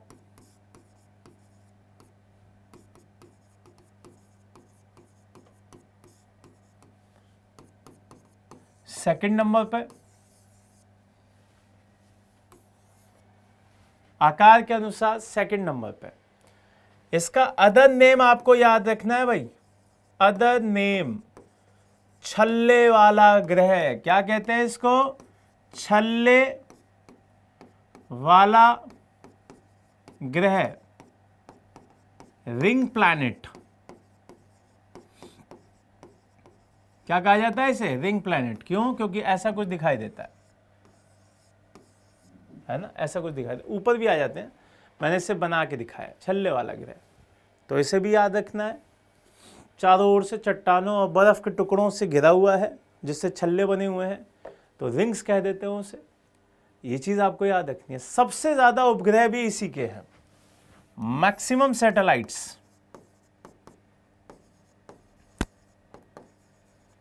मैक्सिमम सैटेलाइट्स, सबसे ज्यादा उपग्रह कितने हैं? 2025 के आंकड़ों के हिसाब से, अकॉर्डिंग टू 2025 डाटा, कितने बताए जा रहे हैं? 146। 146। ये 2025 के फरवरी में आया था डाटा, तब की बात है ये। तो ये चीज आपको ध्यान रखना है। यहां पर बहुत इंपॉर्टेंट चीजें हैं ये। अब ये भी याद रखिएगा कि इसका भी कलर हेलो, मतलब हल्का हल्का येलो ही दिखाई देता है, हल्का हल्का येलो दिखाई देता है। तो वो भी चीजें आपको याद रखनी है। क्यों? क्योंकि अमोनिया और मीथेन है यहां पे, तो ये भी याद रखिएगा, हल्का येलो। क्यों है? अमोनिया प्लस मीथेन, इस वजह से येलो हो जाता है, हल्का येलो। दूसरी चीज, जब आप बात करते हैं आगे इसके और पॉइंट्स की, तो आपको याद रखना है कि सैटेलाइट जब सबसे ज्यादा है, तो एक, जैसे ये घड़ी है, ये घड़ी एक कंपनी है टॉमी हिलफिगर, उसकी है। अब एक कंपनी और आती है जिसका नाम है टाइटन। तो टाइटन क्या है कि एक कंपनी है। अभी हाल फिलहाल में एक ऐड भी देखा होगा आपने कि टाइटन पूरा शनि के आसपास घूमता रहता है, और वो फिर कहता है कि इस दुनिया का सबसे शानदार जो सैटेलाइट, वो कौन? टाइटन, ऐसा कुछ आता है। तो वो आपको ध्यान रखना है कि शनि का जो सैटेलाइट है, उनमें जो सबसे बड़ा है वो कौन है? वो है टाइटन। शनि के सैटेलाइट्स में शनि का सबसे बड़ा सैटेलाइट। समझ में आया ये क्या कह रहा हूं मैं? अगर वर्ल्ड की बात, मतलब सोलर सिस्टम की बात की जाए तो गैनीमीड, अगर हम इसकी बात करें तो टाइटन सबसे बड़ा है इनका। और एक चीज और याद रखना, इसका जो रंग है ना, इसका जो रंग दिखाई देता है वो ब्लैक दिखाई देता है। क्या दिखाई देता है भाई? ब्लैक। इसका जो कलर है वो ब्लैक है। क्यों है ब्लैक? क्योंकि यहां पे आपको याद रखना है टाइटनी ऑक्साइड बहुत है। क्या है यहां पे? टाइटनी ऑक्साइड। यहां टाइटनी ऑक्साइड बहुत है, जिसके कारण ब्लैक कलर दिखाई देता है। Got it? तो ये चीज याद रखिएगा, इंपॉर्टेंट है, लिख लीजिए, जल्दी से लिखिए, फिर आगे बढ़ेंगे।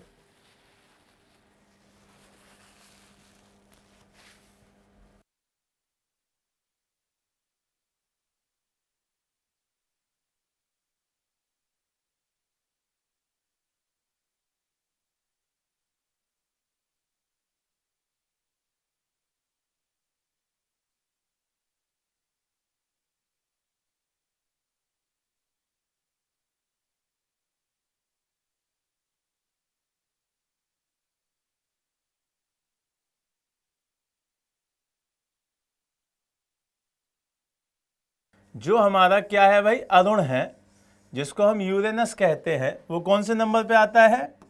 वो आता है 7वें नंबर पे। कौन से पे आता है भाई? 7वें पर। वहां पर एरिया वाइज मैंने बताया कि भाई ये तीसरे पे आता है। क्यों? क्योंकि पहले पे तो ये हो गया, दूसरे पे ये हो गया, तीसरे पे ये हो गया, दूरी में 7वें पे हो गया। कलर इसका हरा है। कलर क्या है इसका? हरा कलर है। और ये चीज आपको ध्यान रखनी है कि भाई इसका रंग हरा क्यों है? इसका रंग हरा है मीथेन की प्रेजेंस की वजह से। मीथेन जो गैस है उसकी प्रेजेंस की वजह से इसका रंग क्या है? इसका रंग हरा दिखाई देता है, ग्रीन कलर का दिखाई देता है। दूसरा, इसे हम लेटा हुआ प्लैनेट भी कहते हैं। क्या कहते हैं इसको? हम लेटा हुआ प्लैनेट भी कहते हैं कि भाई तुम ना टिल्टेड प्लैनेट हो। कैसे प्लैनेट हो? टिल्टेड, टिल्टेड प्लैनेट हो, लेटे हुए। क्लियर है ये बात? दूसरा, सबसे बड़ा सैटेलाइट वहां पर शनि का टाइटन था, इसका टाइटेनिया है। क्या है इसका? टाइटेनिया। ये याद कर लो। और एक चीज सबसे इंपॉर्टेंट जो है आपकी कि इसका रोटेशन क्या है? इसका रोटेशन आपको याद रखना है कि इसका रोटेशन ईस्ट टू वेस्ट दिखाई देता है। अब सभी को हो गया क्लियर?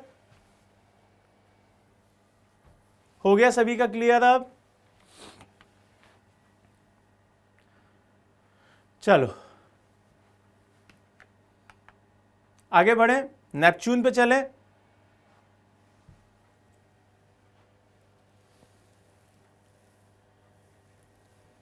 नेपच्यून पे चलें बेटा। लिखो आठवां लिखो, नेपच्यून, जिसे अपन हिंदी में क्या कहते हैं? वरुण। वरुण। देखो समझना, ये सन हुआ, पहला मरकरी, दूसरा वीनस, तीसरा अर्थ, चौथा आपका मार्स, पांचवा आपका जुपिटर, छठा सन, सातवां आपका यूरेनस और आठवां आपका कौन सा हो गया? नेपच्यून। कौन से नंबर पे आया? 8वें पे, डिस्टेंस वाइज। ठीक है, अब इसको समझना, यहां से लिखना भी शुरू करना और याद करते हुए चलना। मैंने क्या बताया? डिस्टेंस वाइज कौन से पे है? डिस्टेंस वाइज ये हो गया 8वें पे। कौन से पे? 8वें पे। मतलब दूरी के अनुसार 8वें पे। और ये दूरी के अनुसार किससे? हमारे सूर्य से, पृथ्वी से नहीं, सूर्य से। दूसरी बात, अगर मैं एरिया वाइज पूछता, किससे पूछता? एरिया वाइज पूछता, तो एरिया वाइज कौन से पे आ रहा था? एरिया पे ये चौथे पे आ रहा था। एरिया वाइज 4th नंबर पे आ रहा था आकार के अनुसार। आकार के अनुसार चौथे पे। फिर आ जाओ, अगर आकार के अनुसार मैंने बता दिया तो इसकी क्या खासियत है? इसकी खासियत है कि ये नीला हरा दिखाई देता है। कैसा दिखाई देता है? Blue green. तो ये याद रखना, इसका कलर ब्लू ग्रीन दिखाई देता है। और ये भी क्यों? इसमें भी प्रेजेंस दिखाई देती है किसकी? मीथेन की। यहां पे भी मीथेन ज्यादा है, तो ये चीज आपको ध्यान रखनी है, मीथेन की प्रेजेंस ज्यादा है, इसी कारण इसका कलर भी ब्लू ग्रीन दिखाई देता है। कभी नीला, कभी हरा, कभी नीला, कभी हरा। ये चीज ध्यान रखनी है। दूसरा, इसके एटमॉस्फेयर में जो इसका वायुमंडल है, जो इसका एटमॉस्फेयर है, वहां पर भी हाइड्रोजन और हीलियम ज्यादा दिखाई देती है। ये मैक्सिमम अमाउंट में है, उसके अलावा तो दूसरी है ही, ये भी ज्यादा है। ठीक है, ये चीज आपको ध्यान रखनी है। अब इसकी जो सैटेलाइट है वो भी थोड़ा टाइटन से ही टच करती है, वैसा ही नाम दिखाई देता है, सैटेलाइट। लाइट का, उसका सैटेलाइट मतलब उपग्रह, और इसके उपग्रह का नाम है, बहुत ही ज़्यादा कंफ्यूज हो जाओगे, एक का नाम टाइटन था, एक का नाम आपका क्या निकला, टाइटन के बाद जो कौन सा, टाइटेनिया निकला, और इसका नाम है ट्राइट्रॉन। क्या नाम है, ट्राइट्रॉन, लिख लो टाइट्रॉन। क्लियर है, लिख लो।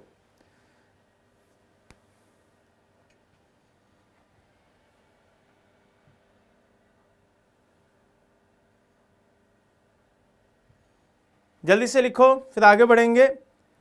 अच्छा वो 13 लिख गया है क्या, 3 गुना है भाई, वो 3 गुना है बस, अगर 13 लिख गया है वो 3 गुना कर लेना वहां पे। कहां गया, मंगल पे आ जाओ, ये 3 गुना है, ये 13 गुना नहीं है, 3 गुना है, इसको सही कर लेना भाई। अगर 13 गुना भूल गया है तो उसको सही कर लो। बहुत बढ़िया आशु, बहुत ही बढ़िया, उसको 3 गुना कर लेना, वो बिल्कुल सही है, 3 गुना एकदम ठीक है। जो निक्स ओलंपिया है वो 3 गुना बड़ा है हमारे किससे, हमारे माउंट एवरेस्ट से, उसको सही कर लो। बहुत बढ़िया आशु, बहुत बढ़िया, ऐसे कहते हैं बढ़िया से पढ़ाई करता हुआ बच्चा, बहुत बढ़िया। आगे बढ़े, चलो अब एक और ग्रह था, कभी एक जमाने में हुआ करता था, जिसका नाम क्या था भाई, जिसका नाम था प्लूटो। आप सबने सुना होगा, उसके बारे में लिखेंगे नहीं, ऐसे सुन लेंगे। एक संस्था है जिसका नाम है इंटरनेशनल एस्ट्रोनॉमिकल यूनियन। क्या नाम है, इंटरनेशनल एस्ट्रोनॉमिकल यूनियन, IAU। उन्होंने ग्रहों की जो लिस्ट है उसको अपडेट किया और उससे हटा दिया, और यहाँ पर उसे बताया कि भाई जो आपका प्लूटो है वो छोटा है, छोटे की वजह से उसे हम बौना ग्रह मान के चलेंगे। कैसा ग्रह, बौना ग्रह, तो उसी को बौना ग्रह की लिस्ट में अपडेट कर दिया गया। ये समझ में आ गया, तो ये चीज़ आपको ध्यान रखनी होगी, ठीक है। आगे बढ़े, नहीं वो 110 ही लिखो, है ना, वो उसको तो 110 ही है, ठीक है, वो तो है ना, उसका कोई वो नहीं है, वो तो अब देखो उसको तो हल्का छोटा मोटा ऊपर नीचे करते रहते हैं, अप्रोक्सीमेटली होता है वो, है ना, कभी भी एग्जैक्ट नहीं होता है वो, अप्रोक्सीमेटली होता है, अंदाजतन 110 गुना 109 गुना अंदाजतन है, अप्रोक्सीमेटली है वो, ठीक है। बाकी का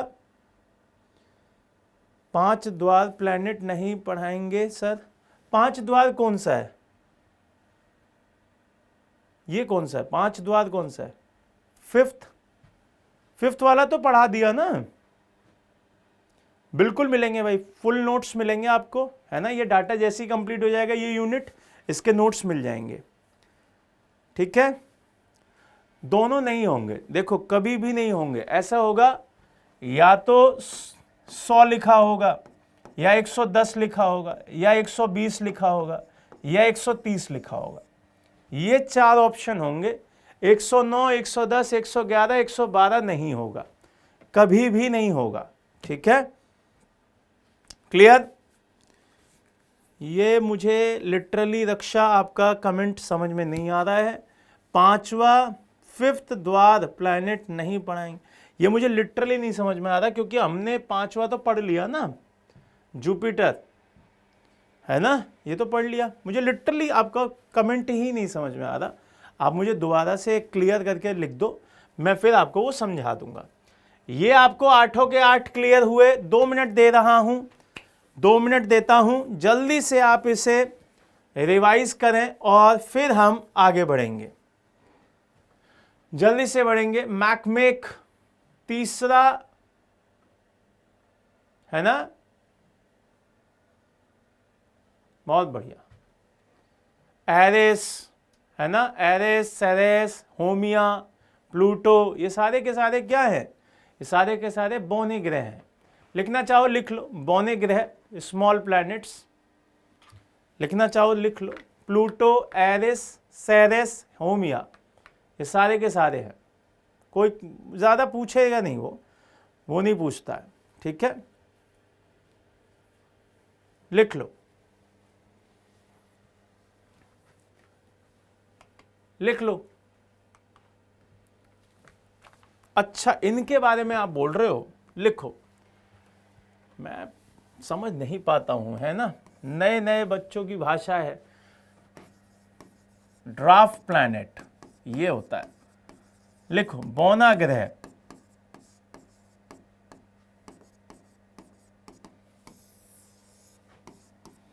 ठीक है। तो प्लूटो, PLUTO, प्लूटो। एक लिखो ERIS, एरस। एक लिखो CERES।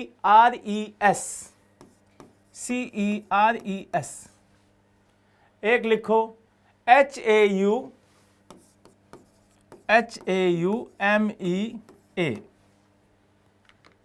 क्लियर है ये बात। एक को कहते हैं प्लूटो, जिसका अभी हम जिक्र कर रहे थे, प्लूटो। एक को कहते हैं एरिस, एक को कहते हैं सेरेस, और एक को कहते हैं होमिया। अब ठीक है, लिखो, जल्दी से लिख लो, फिर आगे बढ़ेंगे।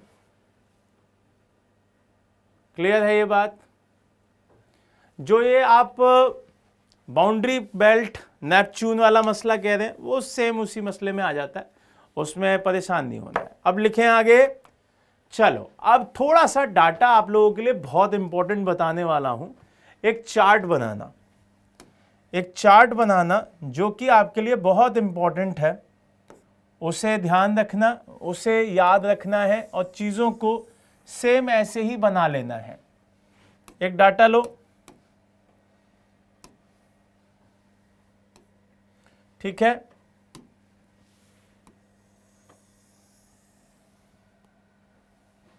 क्लियर हुआ। सेम ऐसे ही बनाना भाई।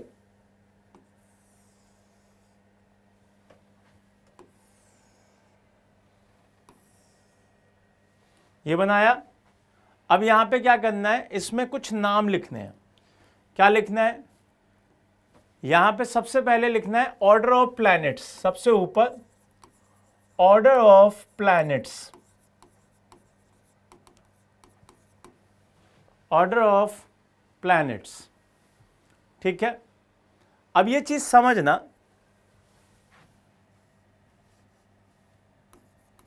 Planets, order of planets. अब समझना डिस्टेंस फ्रॉम सन, ठीक है। अगर सबसे पहले हम बात करेंगे किसकी, डिस्टेंस, जो कि किससे दूर है, सन से, डिस्टेंस फ्रॉम सन पहले में। दूसरे में size and mass, size and mass. तीसरे में डेंसिटी, सबसे ज्यादा किसकी है, वो ऊपर से लेकर नीचे तक की डेंसिटी। फिर उसके बाद रिवॉल्यूशन पीरियड किसका सबसे ज्यादा है, रिवॉल्यूशन पीरियड सबसे ज्यादा किसका है, और उसके बाद ऑर्बिटल स्पीड किसकी है, आखिरी में ऑर्बिटल स्पीड, ठीक। ये चार्ट बना लेना है, ठीक है, ये चार्ट बना लेना है।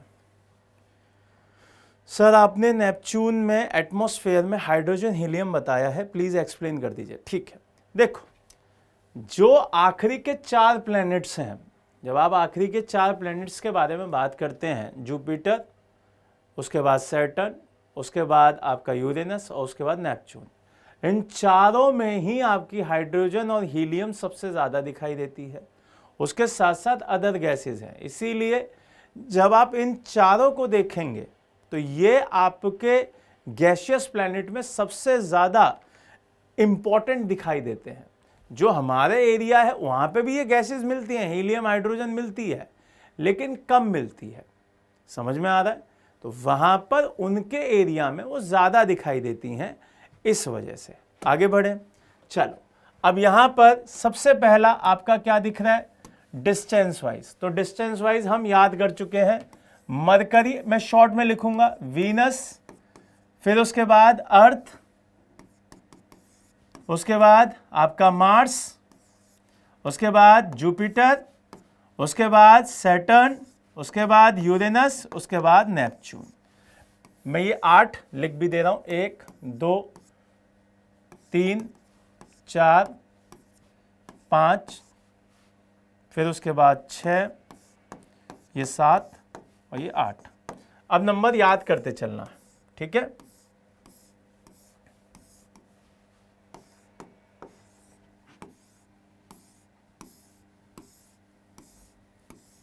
ठीक है, ऐसे याद करते हुए चलना। अब उधर आ जाओ साइज वाइज। तो सबसे बड़ा कौन, अभी बताया है जुपिटर। सबसे बड़ा कौन, जुपिटर। उसके बाद कौन, सैटर्न। उसके बाद कौन, यूरेनस। उसके बाद कौन, नेपच्यून। उसके बाद कौन, अपनी अर्थ। तो अर्थ को कैपिटल में ऐसे याद कर लेना, बड़ा, यहां पे यहां आती है, यहां पे यहां आती है, इंपॉर्टेंट है ये, क्लियर है, ये इंपॉर्टेंट है। उसके बाद पांचवे के बाद छठे पे वीनस, जुड़वा है ना, बराबर की थी, अभी बताया था। फिर उसके बाद मार्स और उसके बाद मरकरी, उसके बाद मरकरी। तो ये आपका सबसे एंड में आता है, पहला आखिरी और अपनी पृथ्वी, ये याद करते हुए चलना। ये जुपिटर है। फिर आ जाओ डेंसिटी पे। डेंसिटी सबसे ज्यादा किसकी होगी, उस पर बात कर लेते हैं भाई। डेंसिटी जो सबसे ज्यादा है वो हमारी है, मैंने बताया था, अर्थ। तो ये पहले पे भी आता है, अपना पता भी चल गया, सबसे ज्यादा है। फिर दूसरा है मरकरी, कौन सी है भाई, मरकरी। तीसरा है वीनस। चौथा कौन सा है, मार्स, मतलब जो स्टार्टिंग वाले हैं उन्हीं की है। पांचवा कौन सा है, नेपच्यून। फिर छठा कौन सा है, जुपिटर। सातवां कौन सा है, यूरेनस। आठवां कौन सा है, सैटर्न। क्लियर है गाइस, समझ में आ रहा है। फिर उसके बाद रिवॉल्यूशन आएंगे बेटा, उस पर भी रक्षा, उस पर भी बात करेंगे अभी।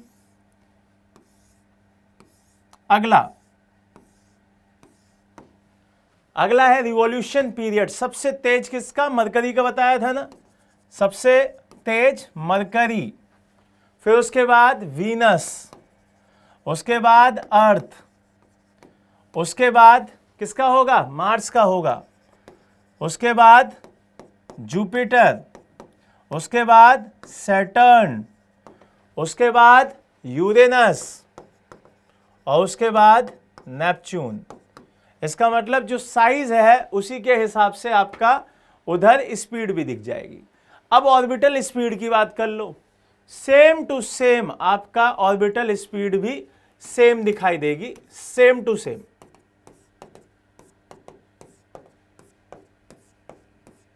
किसी को कोई डाउट, इसको बना लो। फिर आपका जो छोटे छोटी बातें हैं कि वो क्या क्या होती हैं उनके बारे में भी बता देता हूं कि कॉमेट क्या होता है, एस्ट्रॉइड्स क्या होता है, मेस्ट्रॉइड्स क्या होता है, इनके बारे में भी बात कर लेते हैं जल्दी से।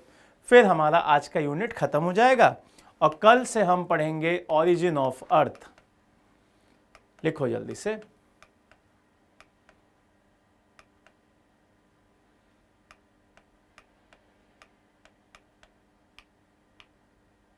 चलो जल्दी से लिखें, फिर हम आगे बढ़ेंगे।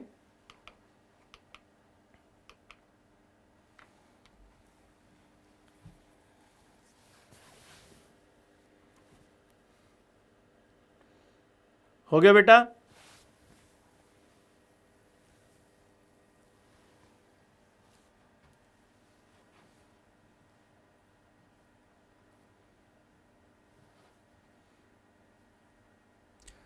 देखो अगर किसी, जैसे एक बच्चा पूछ रहा है उसके ग्रह की संख्या कितनी है, कभी नहीं पूछेगा, लिटरली मैंने आज तक नहीं याद किया है और मैं सलाह भी नहीं दूंगा कि आप लोग याद करें, क्योंकि ना तो किताबें छाप के देती हैं, बहुत ही ज़्यादा डेप्थ में पढ़ोगे, बहुत ही ज़्यादा अंदर पढ़ना चाहोगे, यूपीएससी के हिसाब से भी पढ़ोगे, तब भी नहीं पढ़ाएगा कोई टीचर।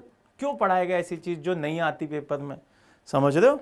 चलो आगे बढ़ते हैं, अगली चीज़ समझते हैं जो कि आपके लिए ज़रूरी है और आपको पता होना चाहिए। एक शब्द आता है कॉमेट, तो इसको समझ लेते हैं पहले कि कॉमेट क्या होता है, जिसको जैसे एक बच्चा पूछ भी रहा था कि क्या होता है, इसको समझा दें सर, तो उनको समझ लेते हैं। इसे कहते हैं धूमकेतु या पुच्छल तारा। क्या कहा जाता है इसको? धूमकेतु, है ना, या पुच्छल तारा।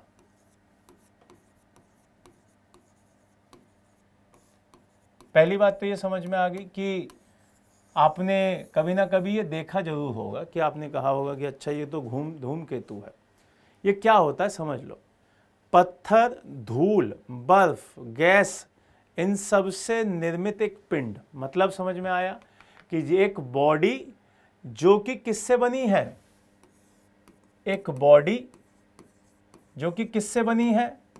स्टोन से बनी है, पहली बात। दूसरी बात डस्ट से बनी है। तीसरी बात आइस से बनी है। चौथी बात गैस से बनी है। इन चारों से मिलकर कोई अगर बॉडी बनी है तो उसको क्या कहते हैं अपन? उसको कॉमेट कहते हैं। इतनी बात समझ में आ गई कि एक बॉडी जो पत्थर, धूल, समझ में आ रहा है, बर्फ और गैस, इनसे निर्मित हो। ये बात क्लियर है। दूसरा, यहां पे आपको याद रखना है कि सूर्य के निकट आने पर जो धूल और बर्फ के आदि जो है उनके जलने पर ये चमकने लगती है, इसी वजह से पूंछ का निर्माण हो जाता है। तो आपने देखा होगा पूंछ जैसा एक पूरा वो दिखाई देता है। तो जैसे जैसे ये सूर्य के पास आते हैं, समझ में आ रहा है, सूर्य के पास जब आते हैं तो डस्ट, आइज, ये क्या होता है? ये उसके रिएक्शन में आते हैं और एक पूंछ का निर्माण हो जाता है, एक टेल का निर्माण हो जाता है। इसी वजह से अपन इसे क्या कह देते हैं? इसे टेल स्टार भी कह देते हैं। इसको क्या कह देते हैं? टेल स्टार भी कह देते हैं, पुच्छल तारा। समझ में आया? टेल स्टार बहुत इंपॉर्टेंट चीज़ है, आपको याद होनी चाहिए कि भाई इस वजह से होता है। अच्छा, तो पूंछ सूर्य से दूर, है ना, ये चीज़ें याद रखनी है। और ये इंपॉर्टेंट चीज़ें हैं कि आप किस तरीके से उसे याद करते हैं। इतनी बात समझ में आई। दूसरा, अभी आएंगे एक एक करके, सारे क्वेश्चंस का जवाब मिलता चलेगा आप लोगों को। दूसरा, एस्ट्रॉइड्स की बात करते हैं कि भाई एस्ट्रॉइड्स क्या होते हैं, तो यहाँ पे वो भी समझ लो, है ना। एस्ट्रॉइड्स सुना होगा आप लोगों ने कि भाई क्षुद्र ग्रह क्या होते हैं, है ना, एस्ट्रॉइड। ठीक है, एस्ट्रॉइड। तो यहां पे याद करेंगे, इसे हिंदी में कहते हैं क्षुद्र ग्रह। लिख लीजिए, क्षुद्र ग्रह। ठीक, तो ये बड़े बड़े पत्थर होते हैं, पहली बात तो बड़े बड़े स्टोन्स,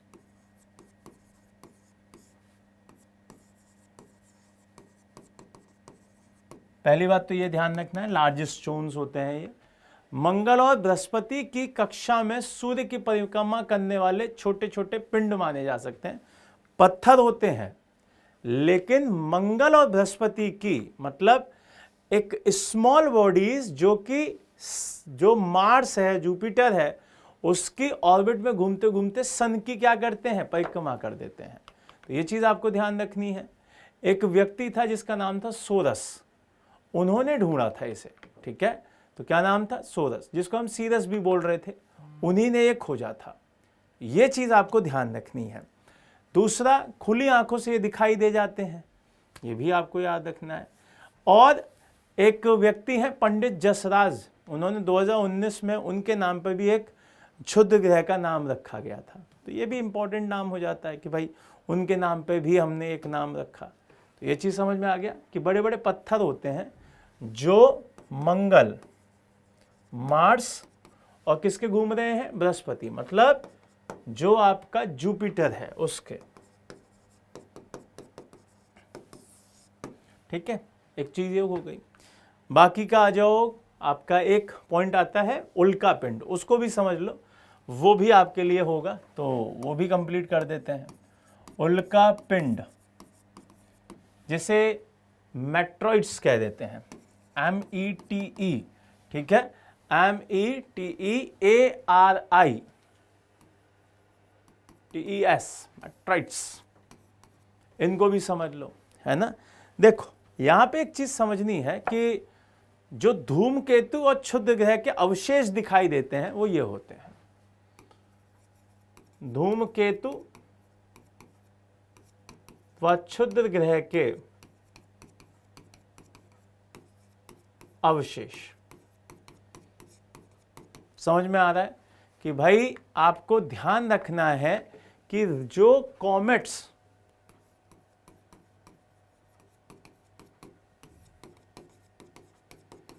एस्ट्रॉइड्स के रिमेनिंग पार्ट्स होते हैं वो आपके क्या होते हैं, वो उल्कापिंड होते हैं। ठीक है, तो ये सारा डाटा आज का आपका कंप्लीट हो गया, सोलर सिस्टम कंप्लीट हो गया। अब हम पढ़ेंगे अर्थ को। कल से आपका अर्थ वाला सेगमेंट बहुत इंपॉर्टेंट वाला स्टार्ट हो जाएगा। ये तो बहुत हल्का हल्का टॉपिक है, इसे तो बेसिक्स में मान के चलिएगा कि ठीक है भाई पढ़ लिया हमने, है ना, वहां तक इतना ही मान के चलिएगा। जो मेन पढ़ाई होती है, जो मेन क्वेश्चंस वाली पढ़ाई होती है, वो आती है आपकी कहाँ से, वो आती है आपकी अर्थ में। वहां पे आएगा रोटेशन क्या होता है, रिवॉल्यूशन क्या होता है, जिसको हम घूर्णन और परिक्रमण कहते हैं। बहुत सारे बच्चों को यहीं पे कंफ्यूजन होता है कि भाई ये क्या होते हैं। ठीक है, फिर लीप ईयर क्या होता है, डिस्टेंस का मसला आएगा, वो सारी चीज़ें अब हम कल से पढ़ना शुरू करेंगे। ठीक है, बाकी का सर PYQs के लिए कौन सी किताब लें? PYQs के लिए आप घटना चक्र ले लीजिए या तो, ठीक है, अच्छी किताब है वो। बाकी का मैं एक दो और चेक कर लूँगा, वहाँ से आप देख सकते हैं। नोट्स आपको मिल जाया करेंगे शुभम, आपको आज या कल में नोट्स इस वाले यूनिट के मिल जाएंगे, परेशान नहीं होना है, आपको नोट्स मिल जाएंगे। ठीक है, बाकी कोई और डाउट किसी बच्चे का, जल्दी से बताएं, किसी भी बच्चे का कोई डाउट जल्दी से पूछिए। किसी का कोई डाउट है तो मुझसे पूछ लीजिए, आगे बढ़ें फिर। चलिए, तो अब यहां से इतना क्लियर हो गया है हमारा, और चीज़ें हमारी जो सोलर सिस्टम की थी वो सारी की सारी कंप्लीट हो गई हैं। और सर बाकी की क्लासेस कब से होंगी? देखिए, मंडे से आपकी कंप्यूटर की क्लासेस स्टार्ट हो जाएंगी सुबह वाले टाइमिंग में। आपकी 9 बजे से टाइमिंग का शेड्यूल आपको दे दिया जाएगा।